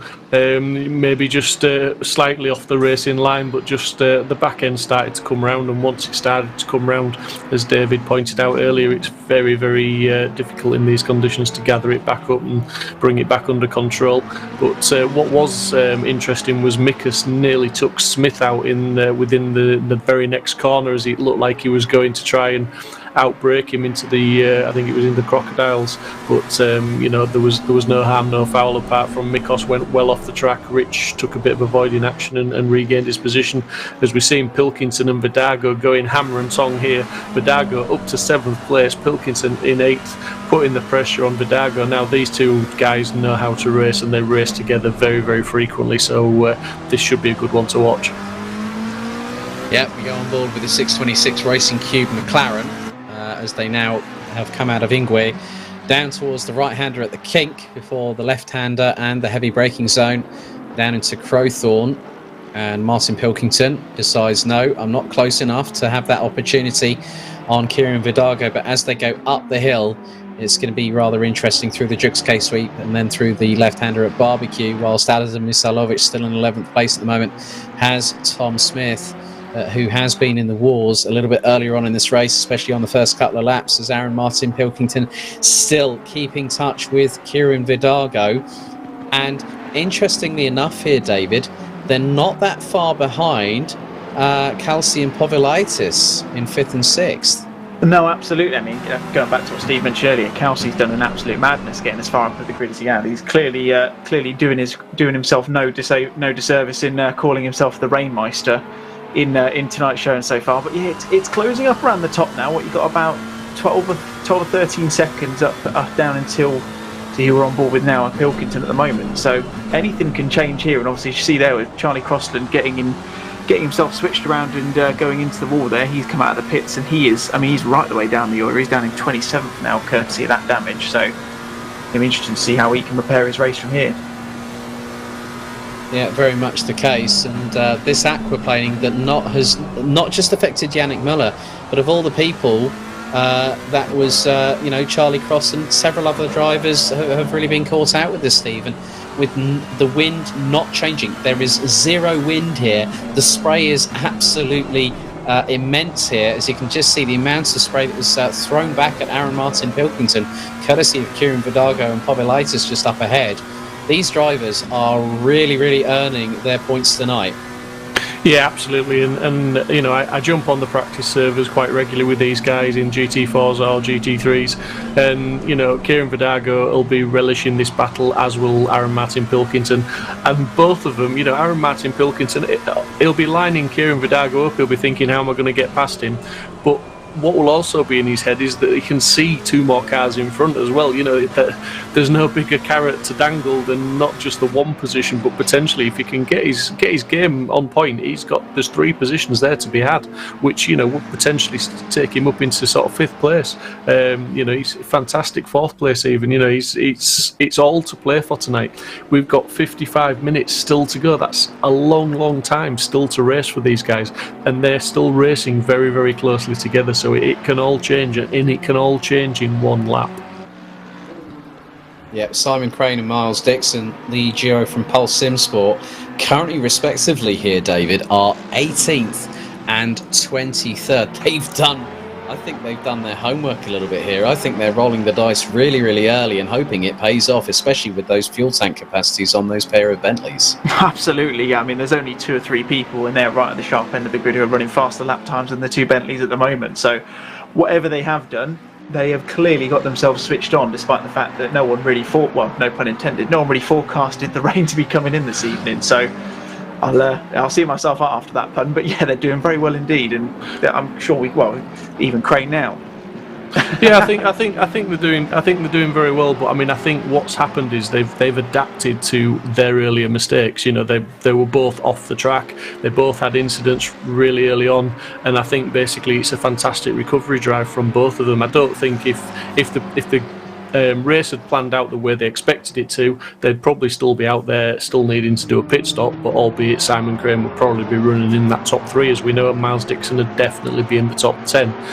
But I think what we have to point out is it's a recovery drive from both of them, and they're doing a fantastic job, and we're not really going to see how this is going to play out until everybody starts to make their pits, but I think both of them could actually finish in the top 10. Yeah, I completely side with you there, Steve. I mean, I've just been looking at obviously where Charlie Crossland has exited out of the pits. He's currently now in P28. He would have been in that pit, the first sector alone. You could just see obviously how long he was staying in the pits for. I think he had about an additional couple of minutes or so worth of damage to be repaired, as was the case with de Tolenera. In the 330 Ferrari, and that can just really show that it's now about what Charlie does, how he gets himself up and dusts himself off. If he can start getting into, like, say, the mid one, the mid to the high 149s, now that car has got a new set of boots on it, it'll be freshly repaired. It'll be, the aero balance will be completely to where it was when he started the race and got that lightning start. That could make all the difference, especially where he is now, because there are some drivers that are just literally thinking, I'm going to go full tank, new set of tyres, as Povilaitis, the first one out of the top 17 that is yet to pit, to now put it in the pit lane, and that was a good call there, I think, and that could really make the difference here, Steve. Yeah, definitely. The pit stops are going to start to come now, and it's going to be it's going to change things up a little bit. It's going to change the shape of the top 10 certainly, and if not the top 20 maybe, because a lot of guys are still running very, very close together. And it depends if anyone's got any damage as well. But Miles Dixon at the moment, I mean, we keep talking about the Miles Dixon and Simon Crane, but Miles Dixon's lapping in the low 49s consistently. I've just been watching his last few laps, and he's really got the hammer down, and he's really, it's a drive like this that is a championship drive. He's not fighting for the win, but he's certainly putting the lap times in, as we're just seeing Mikus running really wide there, costing himself some time, which is going to drop him back a little bit closer back to Dean Riley and further away from Rich Smith ahead of him. So Rich Smith just doing what he needs to do, and he's tracking 4 seconds back from Super Vicious at the minute. But this Aaron Martin Pilkington and Kieran Vidago battle is still raging on, although they're not close enough yet, although that's Vidago taking a wide entry in there and Pilkington trying to get down the inside. This is going to be side by side down the mineshaft towards the Crocodiles. Not quite. Pilkington drops back into the slipstream, but is he going to poke his nose out in the braking zone? Let's see, and try and maybe get a cut back through the Crocodiles. Yeah, I did notice that. Yeah, Martin Pilkington looking to do that, but then Vidago knew the move was coming. He anticipated it as they went through into Cheetah. Oh, way too much curb through Cheetah by Aaron Martin Pilkington, who decides to back out of things and then gets into the pits. But I did see that Mikus actually set the fastest lap of the race, a 1 minute 48.4. and Rich Smith has just put in a 1:48.828. The lap times, they are coming down. Even though it might be wet here, David, the track is still going to evolve and the times are going to come down. Absolutely, and it's almost an exploratory lap every time you go out there. The more laps you do, the quicker you are naturally going to get. You're going to spot your braking a bit better. You're going to know when to get on the power. You're going to know the better lines through the corners. We're seeing a lot of the guys down into the crocodiles looking at that switchback move, as we just saw Simon Crane try and do, and we obviously saw Aaron Martin Pilkington do as well, who's obviously now dived into the pits. Interesting to note, I know you mentioned, Alex, that Poviliaitis did go into the pits on the last lap. I don't know how long he went in for, because he's now back in the pits again. And he hasn't shown as he's actually completed his mandatory pit stop, so I'm not sure what happened there, but that's not necessarily going to help his charge back up the grid at all, I don't think. No, that's not cricket at all for Poviliaitis there, as you can just sort of see this battle now between Crane and that is Georgaitis just behind. So Crane up to 15th position in the 53 Bentley. Now, obviously, I would have loved to have seen a really, really good battle. So, now there's been a spin around there, and that was Mark Stein in the number 17 Honda. He'd gotten himself all the way up into 13th position, 14th position, and that has just handed that position over to Simon Crane on a plate there. Quite spectacularly there, Steve.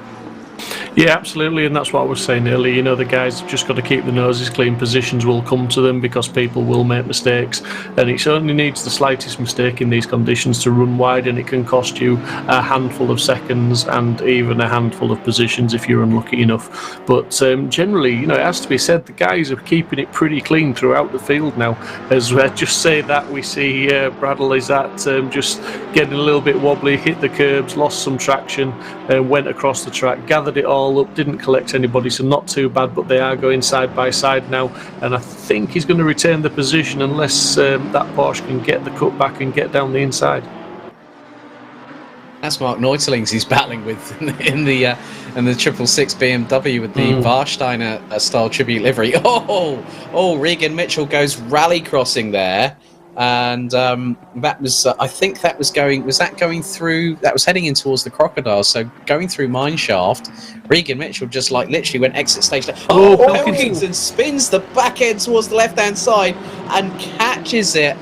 And drops 3 places as a result. Aaron Martin Pilkington is not going to... I think that corner's his nemesis. He'll go like, right, I'm not getting near that corner that close in this wet weather conditions for the next 48 minutes if I can help it. But that's just scuppered his plans, because I'm pretty sure he came into the pits when he did because he was behind Kieran Vidago for several laps, and he'd be thinking that I'll come in, I'll pit, I'll try the undercut on Kieran, but obviously now mistakes like that costing himself 3 positions. After, it has to be said, he just picked an easy position up from Regan when Regan made a mistake. I think that's going to give him some breathing space to Kieran Vidago there when he pits and comes back out. I think Aaron will be a fair way behind him, as we are now watching Simon Crane, who's up to 13th place and now around about 6.5 seconds behind Zentalis in 12th, so he's got some clear track now. Well, let's see what lap times he can do. It's hammer time for that Bentley. Yeah, he's running in the 1:49.9s at the moment. So he's and Zentalis running on the 1:50.3s. Luke Hanlon Fitzgerald in the number 12 Ferrari, a 1:51.0. So that Bentley is actually rather rapid. The Boatley doing the business here so far, as we are about to reach half time in about 1 minute and 50 seconds. And Poviliaitis here, that's been a bit of a fall from grace for this Porsche, hasn't it, David? It's not been rather easy, but the pit stop's out of the way, and Poviliaitis can charge for the next 46.5 minutes. Yeah, he's just got to get his head down now, hasn't he? It's one of those things, we don't know what happened in the pit stop. He definitely, as you quite rightly pointed out, Alex, he definitely went into the pits the lap before he actually did serve his pit stop, so hard to say exactly what happened there. There was nothing to suggest he had any penalties or anything that needed to be served, but yeah, he's just going to have to get his head down, like I say, just kind of to half distance now. It will have to see how much he can get himself back up the grid. The one thing I'm particularly keeping an eye out for is the difference between Simon Crane and Sipovicius up at the start of the front of the grid, because that's currently sat at 69.4 seconds. Yeah, sizable gap, but if Simon can keep the upward trajectory he's doing, it's going to be interesting to see what sort of gap we're looking at. They're going to need for the pit stop, because you're looking probably around about 45 seconds to serve a pit stop here, I'd imagine. Yeah, and obviously the more fuel you take on, Steve, the longer your pit stop could be. So probably a worst case scenario, maybe a minute and 10 seconds, possibly. Yeah, to be fair, the fuel doesn't affect it. Basically, the tyres take 30 seconds to change, and the pit crew are allowed to refuel while the tyres are changing. And in 30 seconds, they could overfill the tank. So that does everybody's pit stop, unless they're repairing damage, will be 30 seconds stationary, and then the obviously time in, time out. So you'll be looking, I would say, closer to potentially a minute. I would think maybe like you said, maybe a minute 10. Around about that sort of figure. It's not the longest of pit lanes, but it's still obviously a long time on the pit limiter. Yeah, Joe Geisis and Marcus Stein seem to be getting very, very much under each other's skin, as Mike Markstein actually just gave the position back and did the sportsman-like think there as Martin Dergala now pits. He's going very slowly. Well, I was just about to say he's gone very, very slowly indeed. Whether he's got an issue there, or that car, he's trying to get it into gear. That car's not running. That car's not running. And he's run out of fuel. Into the pits. I was going to say, did he run out of fuel? Yeah. Oh. We won't mention it. It's fine. Not what you want to see live on stream, is it? Really? No, I think, to be honest with you, he had done a really, really good job up until that point. He was running in P13, P14.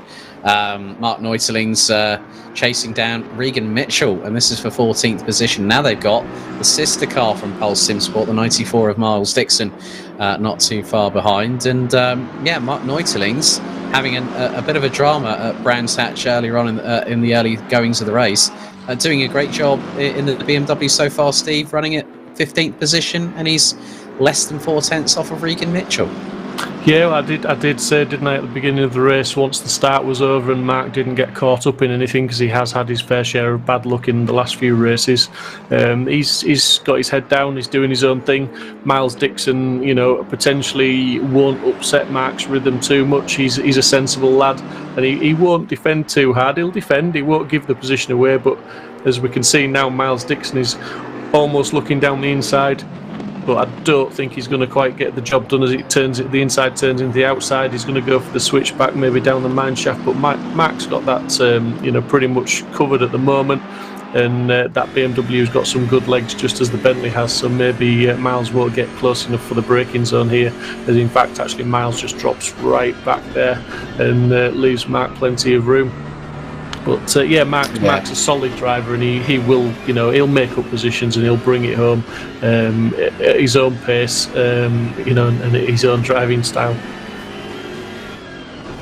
Yeah, I think so. And Yannick Müller has said that I think Simon could get the undercut. That's Simon Crane, who's now behind Mikus in the number 36, and they're 1.3 seconds apart.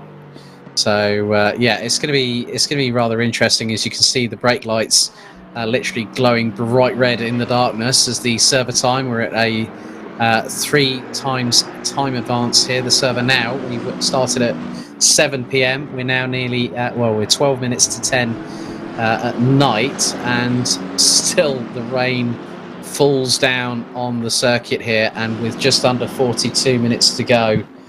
Sipavicius in the pits from the lead. So Dean Riley in the 22 leads Ranjith Kalsi, our resident Ferrari Regenmeister, in the number 47. Then it's Kieran Vidago up to P3. Sipavicius will probably be, depending on how long his pit stop takes, I'm just going to keep an eye. Jeffrey Wolf, I think, is just coming through past the pits, and he now takes P4.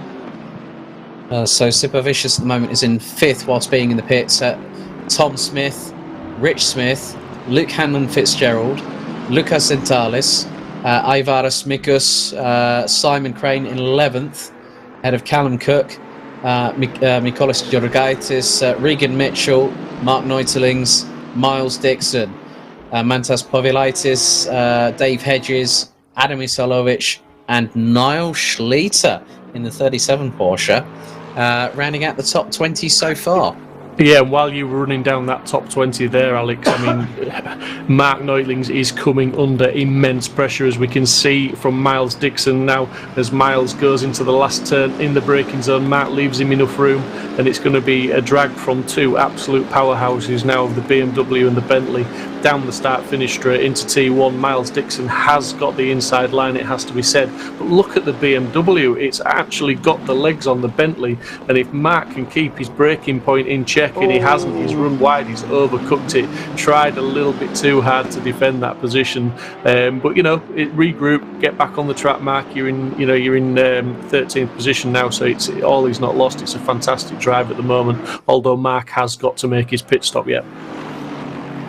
Yeah, so at the moment, the top four, well, Ranjiv Kalsi has now pitted in the 47 Alitalia liveried Ferrari, so that will drop him outside of the top four. So Riley Vidaga and Wolf will be the top three. Simon Crane now up into P9, and look how close he is, Davis, on Ivaris Mikus. Half a second separates these two. Absolutely, yeah, looking very close. And one thing that is well worth noting is Sipovicius has completely disappeared. He's got down to 21st.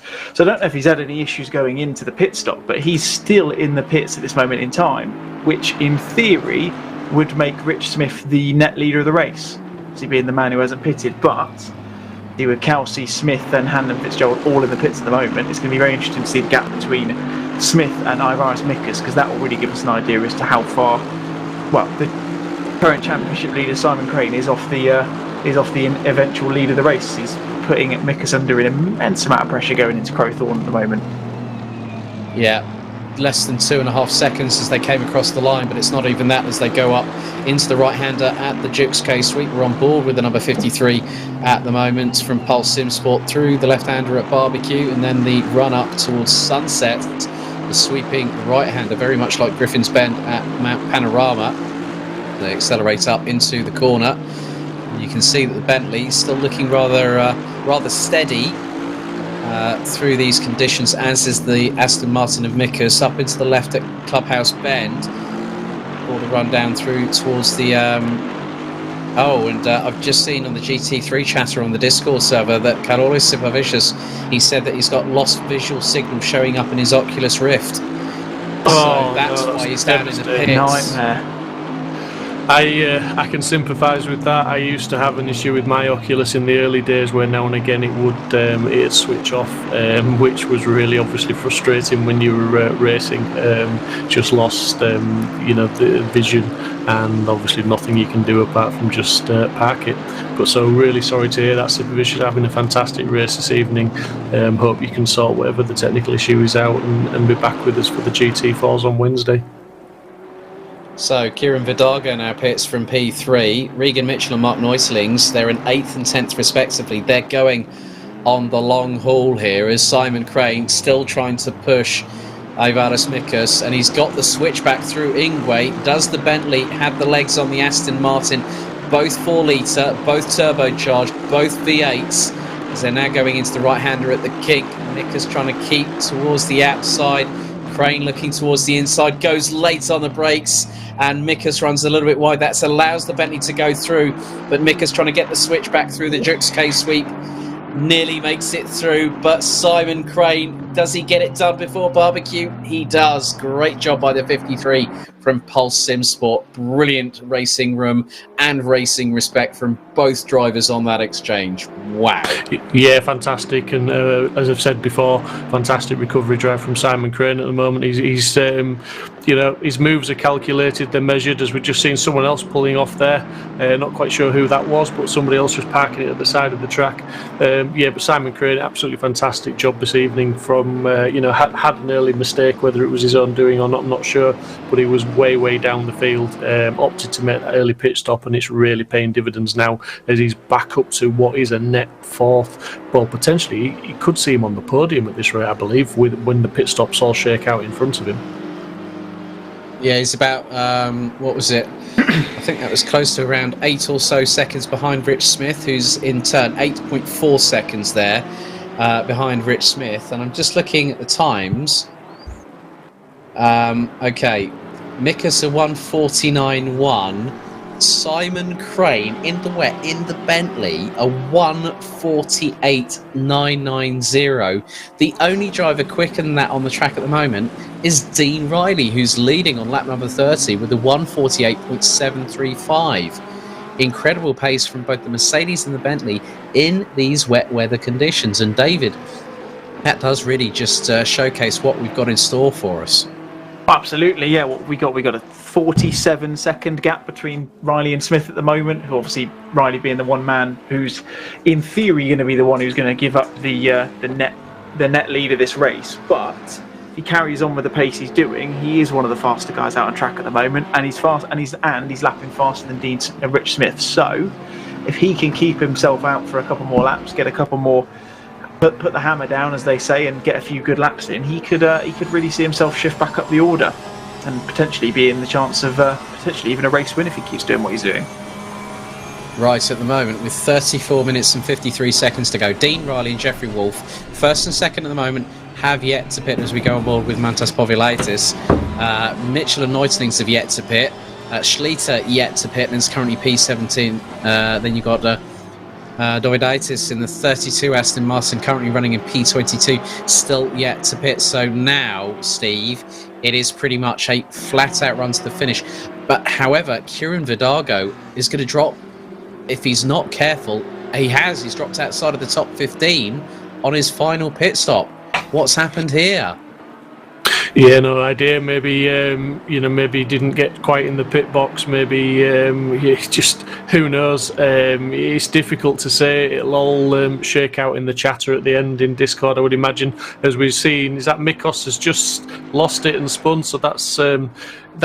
His race. He was catching Crane up, but he was pushing just maybe that little bit too hard, and it's cost him a lot of time now, and he's falling back towards Ranjiv Kelsey. Oh my goodness me. They do say that sometimes lightning does strike twice, and that has been the case for the number 36 Aston Martin of Aivaris Mikus. And that has, I'm just wondering what's the gap between him and Ranjiv Kelsey. It's about 3.4 seconds and dropping, because Kelsey, it was a 1:56.7 as a result of that spin. Kelsey, 1:49.2. So Ranjiv Kelsey, if he keeps that up when Mikus is running in the high 1:49s, then Kelsey probably in about 10 laps could catch Mikus and pass him out on circuit quite easily in that Ferrari. Yeah, absolutely. We're just seeing a bit of a battle now with Neutlings again. Povlicious, he's really defending hard against the Porsche. They've been side by side through a couple of corners, and again the Porsche is trying to look for the switchback. He's really putting Mark under a lot of pressure, but Mark up to 8th place, still needs to do his pit stop, but we know from past races Mark tends to string out the long stints, and he goes for the long haul, and he'll pit when he really has to, right at the dying death. So but he's racing, he's racing for position as it is on track at the minute. He's trying to hold these guys up and keep his position. He's doing a fantastic job in the BMW, it has to be said.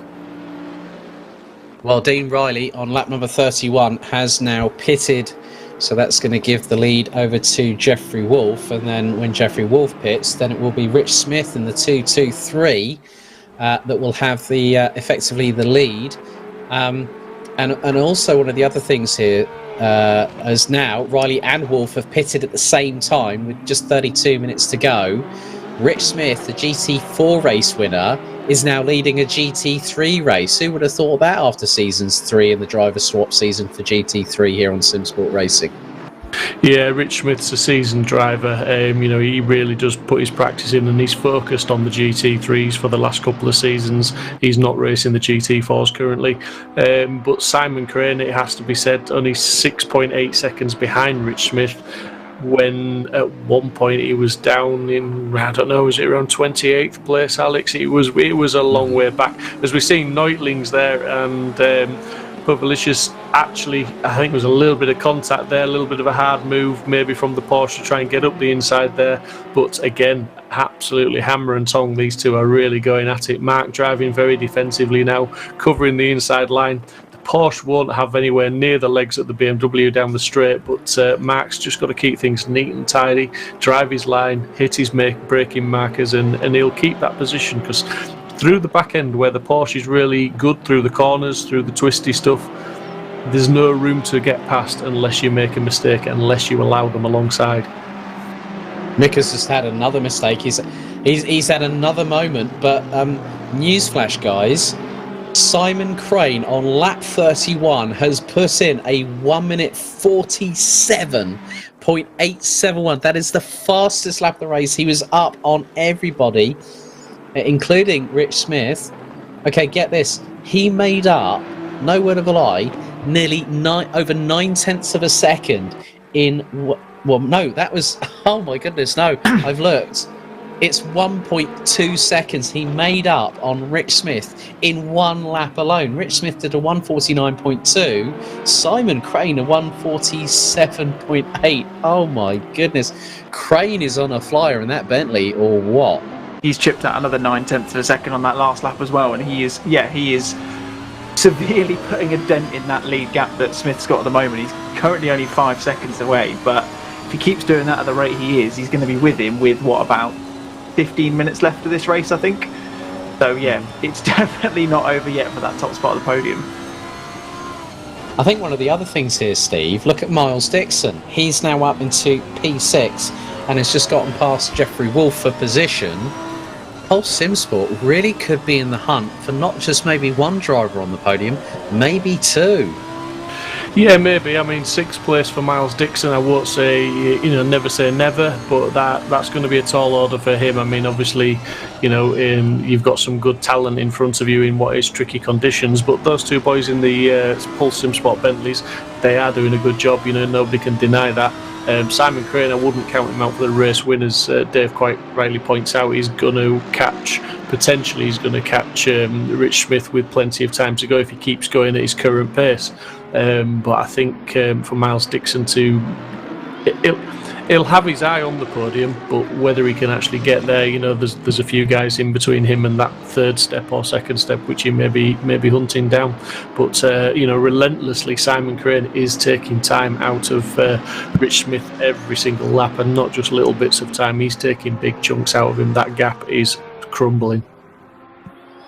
Yeah. And they're actually coming down the start-finish straights, as there is Rich Smith, and he's got Stain Passpont just behind, and in the distance, that was Simon Crane, who's now 3.1 seconds. He took another 9/10 out of him and set a personal best in sector number 1. So Passpont looking, because I've just seen that Jeffrey Wolf actually was pitting. That's why he's dropped down into what is 16th position. Niall Schleter has rejoined in 20th position, so a good effort from the number 37 Porsche.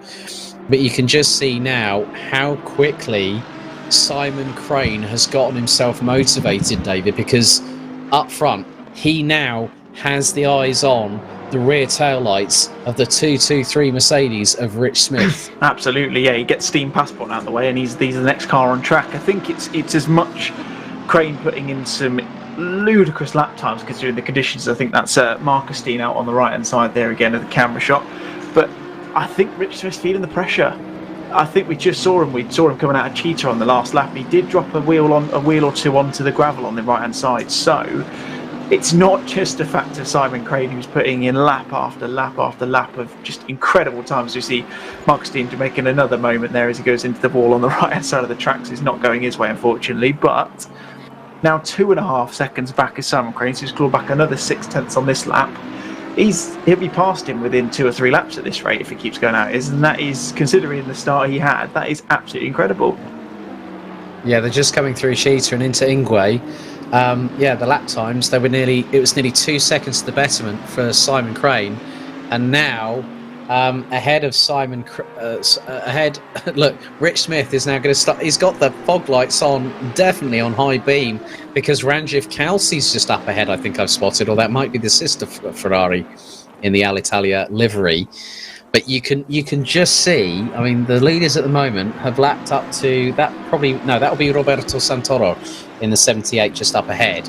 So you can just see how quickly, and now with the fact that Rich Smith might get a little bit of breathing space because of the back markers. It's just about how, really, Steve, how Simon Crane negotiates his way past them as they're about to complete. They're going through now into Clubhouse, and then it's all up the way through the S's and into Lykop, where Simon Crane really needs to sort of start making some headway. And those two in front, that is actually a battle for position. So Passpont and Santoro have to not only battle themselves, but they've got to watch out for the blue flags, because now Simon Crane is closing up on their rear bumpers, and he's flashing, saying, guys, please just get out of the way. I've got to get through. Passpont obliges. Santoro now in the way. This is where it can make or break a driver's race if they're going for the victory. Yeah, absolutely. And, we were just watching Simon Crane for the best part of a lap or two there. And interesting to see, he is pushing very, very hard. He ran wide in a couple of corners. And indeed, that's Simon Crane. As I said, he was pushing very hard, and I won't say it was inevitable, but he was pushing. He had his sights on that win. He's still going to be pushing hard. He's still going to try and make up the time, but you've just got to be a little bit more measured, a little bit more controlled, maybe it's fair to say. He had the pace. He's still got the pace potentially on Rich Smith, and he just needed to be a little bit more opportunistic about when he took them, a bit more calculating about when he made the moves, when he did the overtakes, and that's just cost him a lot of time, and potentially, maybe it's not over yet, but that may just have cost him a race win. Well, I think at the end of the day, even if he gets second, he'll be kicking himself after that as Stein Passpont gets past Roberto Santoro for what is 17th position. But, that's given Rich Smith that little bit of daylight. The gap has now gone up to what was 2.5 seconds to now 6.5 seconds. So as a result of that incident, Simon Crane lost close to 5 seconds on that third sector because of that, what happened there. He was flying there, wasn't he, David? Over a tenth up in sector 1. Sector 2, he was nearly 8 tenths up on Rich Smith, and that just really has scuppered his opportunity a little bit there, hasn't it? Absolutely. I mean, he's clearly still got the raw pace. I don't think it's beyond the realms of possibility that he's still going to be on the back of Rich Smith before the race is done. But, yeah, curse to the commentator, Steve talking about how he's biting chunks out of that lead, and then, getting a little bit impatient maybe, just trying to get past Passpont, I think it was, or it might have actually been Santoro who's trying to get past into Crocodiles, and he's binned it. It's the simplest way of putting it. That was exactly my point, David. I was saying he was on the edge. I was sort of leading up to the point of saying maybe he's pushing a little bit too hard, and then before I could get that phrase out, he demonstrated the fact. Obviously he was in the middle of the back markers. We're not quite, unless we see maybe a replay from a different angle. I'm not sure if they did play into it, or whether he was just trying to push the point and a little bit too eager to try and force his way past. Not quite sure. The jury will remain out on that one till we see anything after the race, maybe. But it is what it is. Simon Crane's in second. That gap is down to 5 seconds according to the relative again, so it's not over. He's really pushing, and Rich Smith has maybe saw that gap go up, and he maybe took his foot off the gas, as it were, himself a little bit to try and just control things a little bit, because there's no doubt Rich will be pushing hard. He'll be watching what Simon Crane's doing, but Simon Crane somewhere has gained 4 seconds on him, and it's now under 5 seconds. Yeah, I mean, he went purple in the final sector. Sorry, Alex. Yeah, 31.8 in that final sector. So his spin in the lap before has clearly not dented his confidence in any way, shape, or form. And yeah, he's going to be basically starting from square one again as he tries to bite chunks out of that 5 second deficit again. He took nearly a second and a half of him out of Rich Smith on that last lap alone, over 3 sectors. Okay, 32.8. for Crane in the first sector, 33.2 Rich Smith, 43.6 versus 43.8, and then a 31.845 as David just said there as well, a 32.544 for Rich Smith. So this Bentley, it takes a lick and it keeps on ticking.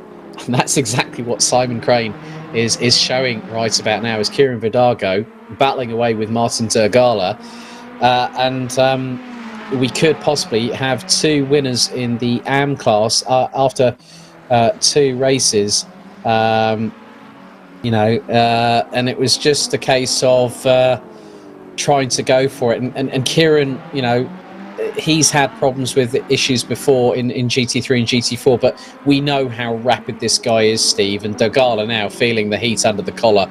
And now Vidago just sort of like saying, flashing the lights, saying, Martin, come on, you're an AM guy, get out of the way, mate. I've got some moves to make. And he's trying to catch up with Adam Isalovic for what is effectively 11th position. And, you know, there's an 8.1 second gap between Dogala and Callum Cook at the minute. And you can just see how frustrated Kieran is getting behind the wheel, can't you? Yeah, absolutely. He's applying the pressure, but Dogala's within his rights to fight. You know, yes, we have the M class, we have the Pro class, but they are battling for position overall, and Dogala is well within his rights to defend that position and make Kieran work as hard as he wants for it. But Kieran is a tactical driver. He's a very, very mature driver, very mature head on young shoulders, and a very, very quick driver. Yes, he's had some issues, but they've been technical issues with internet connections and things that have thrown him out of races. But he's certainly applying the pressure now and looking to make a move as we go into a replay. And this is the Simon Crane incident, I believe, when he's looking to go around the outside and then cut the air. It's just under the brakes. No harm, no foul from the back markers there. That was he did that all on his own. Yeah, that's the thing in these kind of these kind of conditions. Track temperature now 9 degrees Celsius. That's quite a considerable drop, David, from when we went green just over an hour and 10 minutes ago. Is now Kieran Vidago gets the switchback on Dogala as they go side by side down towards the kink. It is Prancing Horse versus Prancing Horse, and Vidago, if he times his braking right, he's going to get up the inside of Dogala into Crowthorns. He gets towards there. Dogala turns, goes around the outside of him, and then up into the Jukes K sweep. You can just see that hopefully that they won't collect each other. And Martin Dogala, bravo, sir. Great defending on Kieran Vidago, who is chomping at the bit to get past, and gives him a cheeky flash of the lights through barbecue. Absolutely brilliant there. There is so much frustration in Kieran Vidago's eyes at the moment. I can guarantee you that. He was so close to making that move stick, but fair play to Dogala. Shut the door into Crowthorns, and maybe a little bit of a crossover as they went through the Jukes K sweep. But yeah, he's, like as Steve mentioned on the last lap, they are fighting for position regardless of the class the two drivers are in. So fair play to Dogala for keeping the current position on the track. He's doing really, really well defensively in that Ferrari at the moment. Well, at the minute, another news flash, guys. 1.2 seconds was taken out of Rich Smith's lead by Simon Crane. The gap was it's about 3.6 seconds, and the leaders now. Well, Rich Smith is down coming through Mineshaft, having exited Loikop, and so is Crane at the moment, and that gap is quite literally coming down rather quickly as Tom Smith trying to battle away with Mark Neuselings, as you can then see the amount of people just in front and behind. I think I just saw Miles Dixon just up ahead of Mark Neuselings as we're on board picture-in-picture on the right-hand corner now to the main screen here. Big thank you to Mike Yeo as always. Got a lovely shout out from Yannick Müller. And we stay on board with the number 4, the only driver from Apex Predator Racing, able to score points this evening for not just the driver standings, but also the team standings. Oh, Dogala runs a little bit wide, going into Crowthorns, and that allows Vidago again to try and get an opportunity up the Jukes K sweep. But Dogala stays resolute, and look who's come to join the party, Steve. Good old Jeffrey Wolf in the 86 Ferrari, 3 prancing horses nigh on line astern. Yeah, and it doesn't seem that long ago that I was saying we've got a new driver in Jeffrey Wolf joining us, but you know, he's been with us a good best part of a year now, and what a developing driver Jeffrey Wolf has been. He's really gone from strength to strength, and now, you know, showing his mettle on track, and he's really sort of closing down to Vidago and taking advantage of the fact that they're battling away ahead of him, and he's closing up to join the party. So fantastic drive from Jeffrey Wolf. So 16 minutes and 33 seconds left on the clock here at Kyalami. The next round of GT3 Season 5, Round 3, will take place at Autodromo Enzo Edino Ferrari at Imola on the 7th of February. That's 2 weeks from tonight. It's a 60-minute race. As we now go back to Dogala and Vidago, just are not stopping. And Jeffrey Wolf is like going, Oh, look! Wolf's trying to go around the outside of the parapet. Yeah, It's very wide. He went for it, didn't he? Oh, good old Jeffrey Wolf. Jeffrey Wolf took you quite literally at the not stopping bit, I think, there, did Jeffrey, and threw it round the outside very deep on the brakes. And look at that defending there, Vidago and De Gala and Wolf now, obviously. Look at them nose to stern and absolutely just really going to try it, and it is Ferrari against Ferrari, so there's nothing to be gained on manufacturer here. It's just a case of that's Vidago going out wide to try and get that cut back again, and this time has he got a bit stronger a shout for it? No, he hasn't. De Gala's got him covered again. Vidago tries that every lap. He really takes that wide entry in to try and carry more speed through, but De Gala parks his car and there's nothing Kieran can do about it. Yeah, well, that was just incredible. Absolutely brilliant stuff. Looks like Mark Neuthlins has just made a bit of a mistake there. I don't know if he ran deep or he'd been off, but he's just rejoined and he just maybe lost a couple of positions, but he's down to 20th his mark now after all the pit stops have shaken out. So still a solid drive this evening from Mark, it has to be said, but the Vidago, De Gala and Wolf battle that is where it's at the moment. It may not be just that as well, because I've just seen that the lead is now 3.5 seconds between Rich Smith and Simon Crane, as there is Kieran Vidago once again trying everything bar the kitchen sink to try and get past Martin De Gala, as there is Miles Dixon. He's passed Ranjiv Kalsi. Kalsi made a mistake, and then Povilaitis has closed up as well. Vidago getting swarmed on by Jeffrey Wolf, setting it up the inside of both him. Is he going to try and do the double? Not this time, but greatly timed there by Jeffrey Wolf. Absolutely brilliant work there from him. And that's through Cheetah. Oh, run wide and then some from Jeffrey Wolf, and that allows Kieran Vidago to get back past. Oh, a little bit of a touch there. A little bit of a love tap. The outside of Wolf through Ingwe. Yeah, a little bit of a love tap there from Jeffrey Wolf. I did wonder as they steamrolled into the final corner there whether there was going to be any contact, as we're just seeing Kelsey again just starting to make a few mistakes. Come on, Ranj, keep it all together. You've had a fantastic race and it'd be great for the last 13 and a half minutes. You just got to bring it home in what is an amazing 6th place for your second round in the GT3s. But it's all eyes on Rich Smith now, as Simon Crane is just under 4 seconds behind him. So we need, Rich. I think that gap it's slowed down the depreciation. It's Simon Crane hasn't been catching him at the same rate of knots. Whether that's traffic that's played into that, or whether it's just a case of the Simon Crane's tyres. Obviously, he's had those tyres on for an awful long time now. Have they got past their best? I'm not sure they will have in these conditions, but something's just levelled it out a little bit, and I won't say it's put it back in Rich Smith's favour, but definitely the clock's ticking down, just under 13 minutes to go, and he's protecting what he's just short of a 4-second lead at the moment. Yeah, Aaron Walker, glad you're enjoying the show, my friend. Team Fodzilla Frubo said, what's happened to Charlie Crossland? Well, unfortunately, Frubo, he's down in 24th position, an aquaplaning moment put him into the barriers. He hasn't really recovered, and that will drop him outside of the top 3 in the championship, I think, if memory serves me correctly, by just approximation. All results tonight here will be provisional as that's a moment for Rich Smith, the leader, in trouble. Simon Crane round the outside. Rich Smith just lost the back end, I think, on his own doing. Going through the corner, rotated the car in, it spanned 360 degrees, and Simon Crane got the window of opportunity that he needed with just over 12 minutes to go. Oh my goodness me, was that Rich Smith? That was Rich Smith, and that is Simon Crane. Simon Crane's got the lead. He got it. Yeah, absolutely. He went. I saw Simon Crane just threading his way through the aftermath of what appeared to be a Rich Smith spin. But Rich, he needs to just keep his head down. Second place is good enough, and it's not over. We've seen Simon Crane make mistakes, albeit he's got the pace, albeit he's got the position now. It's still not over. He could make a mistake, and it could all be, could all play back into Rich Smith's hands. But he needs to consolidate that second place and be very happy with the second place in what has been a very, very difficult race this evening. I have to give props to Rich Smith for, the work that he's put in this round.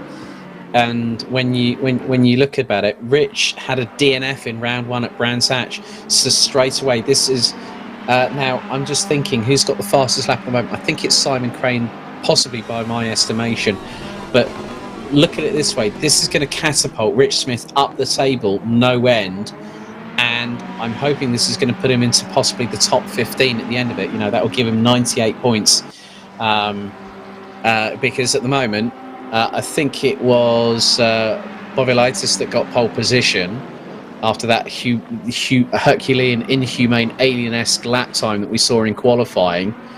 Simon Crane will keep the standings lead. Regan Mitchell down in 18th position. And, Steve Haley, he's going to drop outside of the top 4. Ross McGregor's going to be on the back foot. Dave Hedges, P8. I was just going to give him a big shout out then as you were talking. I was thinking, looking down the leaderboard there, Dave Hedges up to 8th place. That's another good drive from Dave, another solid position. He's gained positions all night long as we're just looking at Rich Smith's replay here. Ooh. And I think he's just run wide. He was eyeing up the back markers ahead and, maybe potentially going to try and sling it down the outside again. Maybe just a little bit of patience would have been the better part there, and would have, served him well. But he gathered it all up. He's collected it. He's still in a very, very solid second place. And Simon Crane, take nothing away from this guy. It's not over yet. We've got 10 minutes to go, but Simon Crane had his moments early in the race, decided to pit early, brought it back and fought his way back up to now what is a win. I didn't think he was going to get a win tonight, I will be honest with you, but credit to the guy. That's a fantastic, fantastic drive. But what is a good drive now, and it's still ongoing, is the Vidago-De Gala battle. They seem to have dropped Jeffrey Wolf. He's down to 18th, so maybe he's had a moment somewhere, not quite sure what's happened to Jeffrey, but Vidago and De Gala, they carry on battling. Stations resumed. Rich Smith, funnily enough, was actually closing up on Kieran Vidago and Martin De Gala. So, that was coming out of mineshaft, and it can happen. And one of the biggest things here is that the rain, David, has literally been absolutely non-stop. No one has been given an opportunity to breathe, let alone have take a sigh of relief. They'll have a sigh of relief when this race is all over in about 8.5 minutes, but still, these drivers have been absolutely put through the ringer tonight here in South Africa. Oh, 100%, and it's testament to the guys out there that we've got so many people still doing as well as they are. It's well worth noting that Simon Crane is on the back of Kieran Vidago at the moment, and obviously, as you mentioned before, Alex, the same thing happened to Rich Smith, and he unfortunately lost control of the car as he was going past him as well. But luckily, looking in the picture-in-picture, Kieran's been very sensible and let the boat lead through. But like you say, still 8 minutes left. Still about 4 or 5 laps you'd expect them to put on the lap counter before the end of this. So still plenty of time for a mistake in these weather conditions for sure. Okay, so in the inside picture we've got Kieran Vidago. On the main screen we've got Roberto Santoro, who's actually closing. That is the AM number 25 of Callum Cook just up ahead as they've gone through barbecue. But also, Steve, in terms of the AM side of things, Richard Pixley, post-race, was the leading AM driver at Brands Hatch, and it looks like Luke Hanlon Fitzgerald, who is currently coming through the Crocodiles, is leading AM in 10th position, ahead of Martin De Gala, who actually was demoted 3 positions as decided by the stewards post-Brands Hatch. Again, looks like De Gala's going to pick up another second place in the AM class here in 2 respective rounds. Yeah, I'm looking at that and it looks like Vidago's got past De Gala, so a good move from Vidago there to finally, after what seems to have been many laps and a Herculean effort, he's got the move done. He's just got to defend it now from De Gala. I'm sure Kieran's got the pace, but he just needs to keep it clean for a few corners and get away from him, as we've just seen Santoro there really throwing that Ferrari through its paces down the mineshaft, and it almost looked like it was breaking away at the back end, but he just kept everything in check. They've got Cook and Regan Mitchell as well battling away behind him, so there are battles throughout this field. Absolutely awesome race, and just a quick shout out to Dave Hedges as well. We've talked a little bit about him tonight, but it's his birthday week as well, so happy birthday to Dave Hedges when you're watching the stream back, Dave, and happy birthday to both Dave Drifter Hedges and Stephen Haley. Yeah, many happy returns, guys. And with that being said, don't forget, like and subscribe if you're watching on the official Simsport Racing YouTube channel, and you can also hit the notification bell. I know that somebody was talking about, I've missed the start again. It's quite funny how if you want to make sure that you get notified via YouTube, hit the notification bell, and you'll get every single update and every single race that is broadcasted here on Simsport Racing. Again, we can't thank Mike Yao enough. Oh, now that looks to be, I think that was Sebastian de Tolonera in the 330 that just span and hit the wall just ahead of Dave Hedges going through Cheetah and into Ingwe, as there is the number 88, Drifter Dave, as we now know him. Hashtag, of course. And then Sideways Steve, the birthday boys this week. So you can see that we've got just over 5 minutes remaining, and the gap here now, Steve, between Simon Crane and Rich Smith is over 3.5 seconds. Dean Riley rounding out the top 3 ahead of Ivaris Mikus. Regan Mitchell down in 16th place.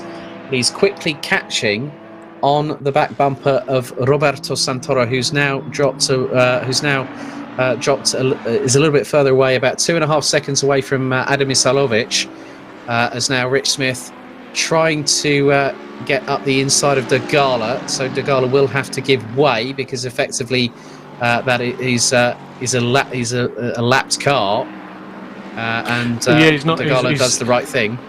Yeah, it has to be said, he wasn't making it easy for Rich there in the early part of that lap, but eventually Rich got down the inside, and he gave him the room to go through and get the move done.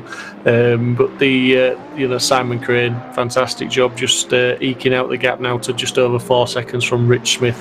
Rich's teammate Dean Riley in third place, a fantastic result for their team this evening as well, it has to be said. But Regan Mitchell doing a good job in 16th place at the minute in the McLaren in the wet.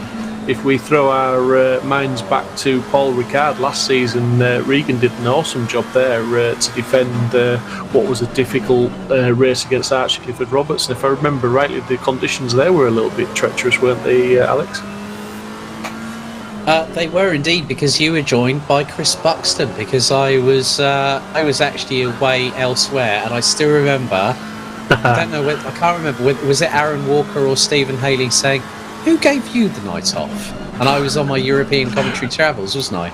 Well, it's a shame. I can remember the conditions, but not who I was commentating with. But it's an awesome job on your memory there for backing me up, and it was wet. But yeah, it was. And I remember Chris Buxton's line, which was, "Oh, look, a lone wild jaguar appears." And that was to do with Richard Pixley, if memory serves me correctly, as well. So.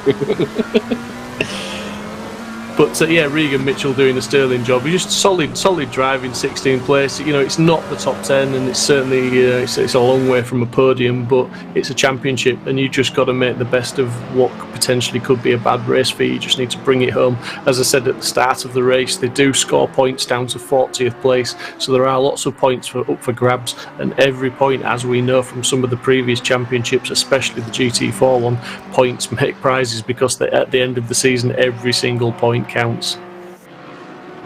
Indeed. So we've got just over 2.25 minutes to go. The gap between Simon Crane and Rich Smith now is around 3.3 seconds. The good thing is that now I've just noticed where Simon Crane is at the moment. He's coming through the S's, and then the run up the hill into Loicott before coming back down through the mine shaft. Luke Hanlon Fitzgerald is now making his way through the crocodiles, as the rain here, David, has just been completely and utterly unrelenting. Well, absolutely, yeah. I mean, those people that I mentioned, funnily enough, race leader Simon Crane, I mentioned it might have been a risky tactic, pitting as early as he did, but he's clearly proved me wrong. I'm the one with egg on my face. He's the one who looks like, assuming he can keep it on the black stuff for the next minute and a half, he's going to be coming out of this with a race victory. And fair play to him. He's done everything he needed to. He made that one mistake, didn't he, when he was going past a couple of the back markers a few laps ago, but he's kept it clean. Otherwise, he's been putting in some incredible laps, although Rich Smith has been closing the gap over the last lap or so, but I think it's probably a little too little too late, unfortunately, for the Mercedes driver. But yeah, I mean, Simon's just driven a fantastic race. You see him coming up on board now as he's going to go on to what I can only imagine is the final lap, looking at the time left. And assuming he keeps it clean and tidy, and I'm sure he'll back off a little bit, I can't imagine he's going to be setting purples on this final lap around. He's going to be coming through for what I believe is his second victory of the season. Yes, indeed. We're on to the 49th and final lap. The AM class leader, Luke Hanlon Fitzgerald, is going through into the S's. Crane now on his way up towards Sunset, the right-hand sweeper. As that was Isalovic, and was that a run wide and a half there from Regan Mitchell? That looks to be the case. He got a little tap from Misalovic in the braking zone there, and just put him a little bit wide onto the grass. So it wasn't all Regan's own doing there. I think the contact just slightest touch, nothing major, but just put Regan offline and onto the wet stuff. So, main picture, we've got our pro class leader, our overall race leader, Simon Crane from Pulse Simsport, and then we've got in the picture-in-picture the 10th placed overall, the number 12 Ferrari of Luke Hanlon Fitzgerald. Timer now hits 0. Simon Crane just 3 corners away after what has been a rather enthralling, rain-soaked Kyalami 90 minutes here for round 2 of season 5 Simsport GT3 action into Cheetah. One more corner, now into the left-hander at Ingwe. And after 49 laps of pure drama, speculation, contra-chance, incidents and accidents, it is a second victory in a row for Simon Crane from Pulse Simsport. As Rich Smith crosses the line to take second, Dean Riley very shortly crosses the line to take third. Oh, drama for Luke Hanlon Fitzgerald. Oh, he nearly had a moment as the fireworks get set off, but Luke Hanlon Fitzgerald making his way into Sunset. Oh, that was definitely a heart in the mouth moment there, as he's got the 330 of Sebastian de Dolanera just up ahead. Mikas takes 4th, Vidago will finish 11th, Degala takes 2nd in AM, ahead of Paspont, Santoro, Isalovic, Mitchell, Cook, Wolf, who rounds out the top 18. I think Smith and Noislings, they'll round out the top 20 ahead of Jurgaitis and Schlitter, as de Dolanera gets out of the way of Hanlon Fitzgerald, who now makes his way through Loikop, and then will make the run down through Mineshaft for the last time, and then we'll have the left-hand kink that leads him into the right-hander at the Crocodiles. And Luke Hanlon Fitzgerald, last time out, was not factoring in. I think he ended up, I think it was 8th position in AM, and he's going to take a class victory this evening here, but it will put him 10th, and that will give him 62 points as he now heads to Ingwe. So Crane wins in pro, Hanlon Fitzgerald in the Ferrari wins the AM class here at round 2. The Gala 2nd, Cook 3rd in AM respectively. But guys, what a fantastic race here. We thought it was going to be interesting after qualifying, but then the rain came, and as they say, it can throw the cat amongst the pigeons, and that's what it did tonight. Yeah, absolutely, and I think, what an introduction for David to Simsport Racing commentary and broadcast. A fantastic race. David, what are your thoughts on that one, buddy? Well, it was, end-to-end action, wasn't it? Enthralling the entire way through. Yes, the rain is an equaliser, but I mean, just seeing some of the highlights come up and down the replay, but I mean, even looking at the start, you see all of these guys, lights on, going into that first corner. Who would have thought that we'd have seen as much action as we have done across a 90-minute race? So many battles all the way through the field, with Mikas getting the fastest lap with a 1:47.7 on the last lap. So he's clearly pushing, despite the fact the rain's been teeming down for the entire 90 minutes. And fair play to all of them. They've kept it fairly tidy to an extent, but yeah, the racing's been absolutely brilliant, and yeah, what a way to see through my first race. Thoroughly enjoyed it. Yeah, absolutely awesome job, and just, I mean, we had a few incidents and a few little bits of contact in the first few laps, but for those conditions and for 38 cars, I think that the guys on track gave us an awesome show this evening of some fantastic racing, and they just really put the show on, and there were some hard battles, and there was battles for the full 90 minutes, and it just goes to show that there was some real talent out there tonight, running door to door, wheel to wheel, for as long as they were and as close as they were.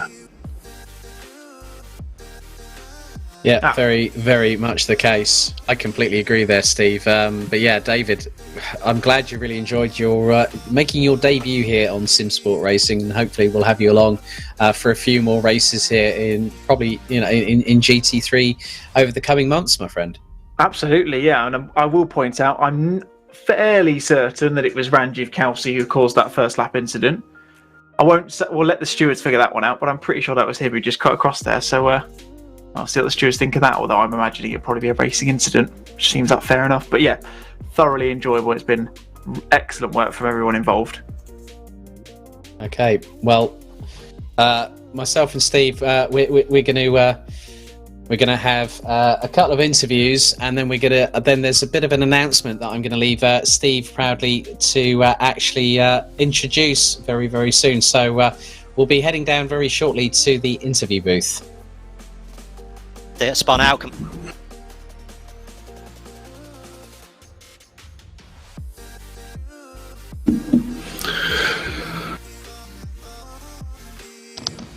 Well, we're down in the interview booth, and we're going to have a chat with some drivers.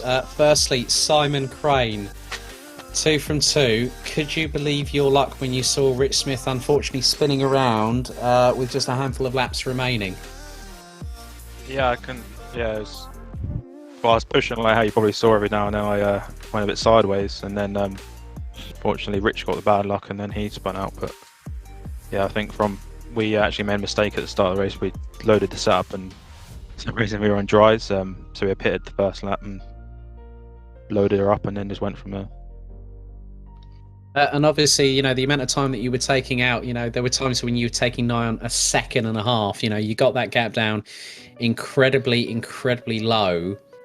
And then, obviously coming up to, I think it was Kieran Vidago, and like you said, the back end just stepped out. That was a bit of an unlucky moment, but then you picked yourself up, dusted yourself off, and decided, well, I've still got time, still got an opportunity. Was that your sort of thought process, just sort of gun it and hope that, you were going to have that little bit of lady luck on your side in that case? Yeah, I think that inspiration kind of came from the first lap, really. In any situation, you could have easily just given up. But then, we came and took that luck forward, and then just pushing like hell, basically. Well, well done tonight. Obviously, a couple of weeks' time we head to Imola, another 60-minute race. That's going to be pretty flat out. How do you think that Bentley's going to handle over there? Yeah, pretty good. I think me and Miles raced a few days ago, so we're pretty happy with the setup around there. So hopefully we get another solid result. Well done tonight, Simon, and good luck in a couple of weeks' time. Cheers, thank you very much. Rich Smith, GT4 race winner. Rich, it was so close. You had one hand on the victory, and I think it was just the weather conditions sort of caught you out. You came through the mine shaft, and then obviously you came up close. I think it was also with a couple of cars in front, and the back end just stepped out, rotating you. I think it was through the crocodiles. So close, but still to have a second place after a DNF at Brands Hatch 2 weeks ago, you must be feeling pretty happy despite not getting the victory. Yeah, not too bad at all, to be fair. If you'd have said at the beginning of the race a second place, I'd have snapped your hand off. So yeah, feeling a bit unlucky. I thought the guy in front was giving me the position. I went sort of around the outside, and they kept their foot in, and I have nowhere to go at that point. So ended up on the gravel, lost it, then tried getting going again, spun round again while I was trying to get going. Obviously, tyres full of gravel, and from that point on, I knew. Obviously, Simon, he was just quicker anyway. He was just catching me quickly. I sort of every now and again I'd piece a good couple of laps together where I'd sort of hold him off a little bit, but then you'd hit back markers and you'd quite quickly lose lose time very quickly. And with that weather, it's so difficult to follow the back markers. You know, some of them were very, very good to give you plenty of space to get through, and others were a little bit more wait until you're pretty much alongside them before they'd yield the spot. So it was quite difficult, but you know, it's just the way it goes. Everyone had the exact same issue, so I can't complain really. Well done tonight, Rich. I mean, let's see how you get on in Imola in a couple of weeks' time. I know you've been with the community for quite a while. You've put hours and hours of practice in, and tonight you just really gave a lot of us something to talk about, myself, Steve and David. So well done tonight. Good luck in 2 weeks. Thanks very much. Cheers, appreciate that. Last but by no means least, Dean Riley, our third place driver, another driver that's come back from a DNF at Brands Hatch. Dean, you must have been grinning like the proverbial Cheshire cat coming across the line thinking, oh my goodness, I've got a podium. To be honest, I'm a little bit disappointed because in the pits I had dry selected and I didn't realise till I just got to my box, so I missed my box, had to reverse, didn't turn the engine off, lost about 10 to 15 seconds because I run a little bit longer than everyone else, so I thought I could lap a little bit quicker with a lighter fuel, and in the long case I think it would have paid off, but obviously messing up my pit stop, I think it cost me a chance to win the race. Yeah, but still looking at the positive side of things, even with having the issue with the setup and having to reverse, you know, both you and Rich, you know, you both had DNFs at Brands Hatch, but to come back, you know, as a team and also to get second and third, this is going to help you a bit in the team standings as well as you guys being catapulted up the driver standings, and gives you a bit of motivation to have a good run at Imola in a couple of weeks' time, wouldn't you say? Yeah, absolutely. I mean, me and Rich put a lot of time into the setup, and I think it paid off today. I mean, we both had real consistent pace, and last week again we both got a bit unlucky. I think we could have competed again last week, which was again really unlucky for us. But today, yeah, I'll take the result. I think Rich is be over the moon with the result as well. So. Hopefully we can compete next week. Yeah, well done, Dean. Congratulations on P3. But there is a bit of news that we need to reveal, and now I'm going to hand over to my good colleague and friend, Mr. Steve Proudly, to take the reins on this one. Take it away, Steve. Thank you very much, Alex, and just want to say before we do make our announcement, Simon Crane, fantastic job tonight. Well done on your drive, buddy. That was a great comeback from that early mistake, like you said, and you know, the early pit stop. So well done, and well done to the other two guys on the podium, because that was a very, very difficult race tonight, in difficult conditions and lots of cars on the track. So lots of back markers to pass as well. You all did a phenomenal job, as did everybody else out there. So well done, guys. Rich and Dean, when I said I needed to talk to you after the race and wanted you on the podium, I didn't actually, I'll be honest, know if you would be on the podium, but well done, boys. Fantastic result, and really happy to announce that Dean Riley and Rich Smith, along with Chris Pinchbeck, who had to retire this evening, but they are becoming the official Simsport race drivers, who will be competing in other leagues near you in officially branded cars. We'll be following the progress very closely. We'll be tweeting, we'll be putting stuff out on Facebook, and we'll be having catch-ups with these guys, and there are plans, talking to Dean and Rich potentially as we go on, that they're going to start streaming some of their races from their own point of view. So guys, can you tell us what's in the pipelines, where you're going to be racing first? So at the moment we're just going through the stages of time trials for Actual Vision League. So obviously that's as some people will know, the likes of Jardier, Dal King and some other YouTube celebs, they're in the pro tiers of that. I think, you know, looking at it, 20 people from the last season already make pro tiers. There's only 10 slots there. I don't think there's a chance of us getting in there, but we can always dream. But no, we're hoping to get into the gold tiers. Looking at our times at the moment, I think we'll comfortably make the gold tier. So we should be racing there. There's a few other bits and pieces up and coming. We're looking to do some endurance racing. I think SimGrid are doing a World Endurance Cup that starts in March, I believe. Again, us three, myself, Dean, and and Chris are looking to all join into that as a team. Hopefully, we may need to recruit another 1 to 2 people for that, because some of the races are up to 24 hours long. So, we're sort of just starting to get going, just starting to get some pace to it, and looking forward to what's coming up. Yeah, absolutely. And then like you said there about getting more drivers involved. We are actively looking for more drivers. Anybody who's interested in, joining the team, as it were, we're certainly open to talk to them. But Rich, Dean, and Chris are basically going to be, at the moment, you're basically the drivers and the team managers. I think that's fair to say, isn't it, guys? You're managing where you're going. If people come in to join us, potentially you're going to be the guys that are going to help them get sorted and get to the grids and where they need to be. Absolutely. I think so. I think obviously you yourself, Steve, and all the other guys that are currently running Simsport, you've obviously got your hands full with running numerous leagues, preparing for more events up and coming, obviously looking after the Discord, everything else. There's a lot to do. So obviously we're adding another arm to the sort of franchise, as it were. And ideally, need us to take it away and look after it, so you guys can carry on doing what you're doing and not put any more burden anywhere else. Hopefully run it, without too much stress in that respect. Putting on too many other people. Well, as we've seen tonight from the performance on track, it's in very good hands, boys. Absolutely well done. It's a shame Chris obviously got caught up in some early incidents and didn't manage to finish the race. But I'm sure once you all team up, I'm looking forward to seeing what you do in the driver swap races. So thank you very much for being part of the team. All the best for the future, and looking forward to some podiums in other communities, shall we say. So thank you, guys, and well done. No, thank you. Thank you, guys. You.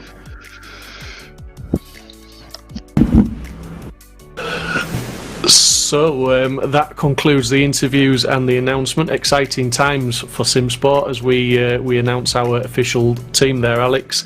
As ever, an evolving community. Yes, indeed. And, at the end of the day, for those wondering about what's happening next for Simsport Racing, the place to race, well, you can find out via our official website, simsport-racing.com.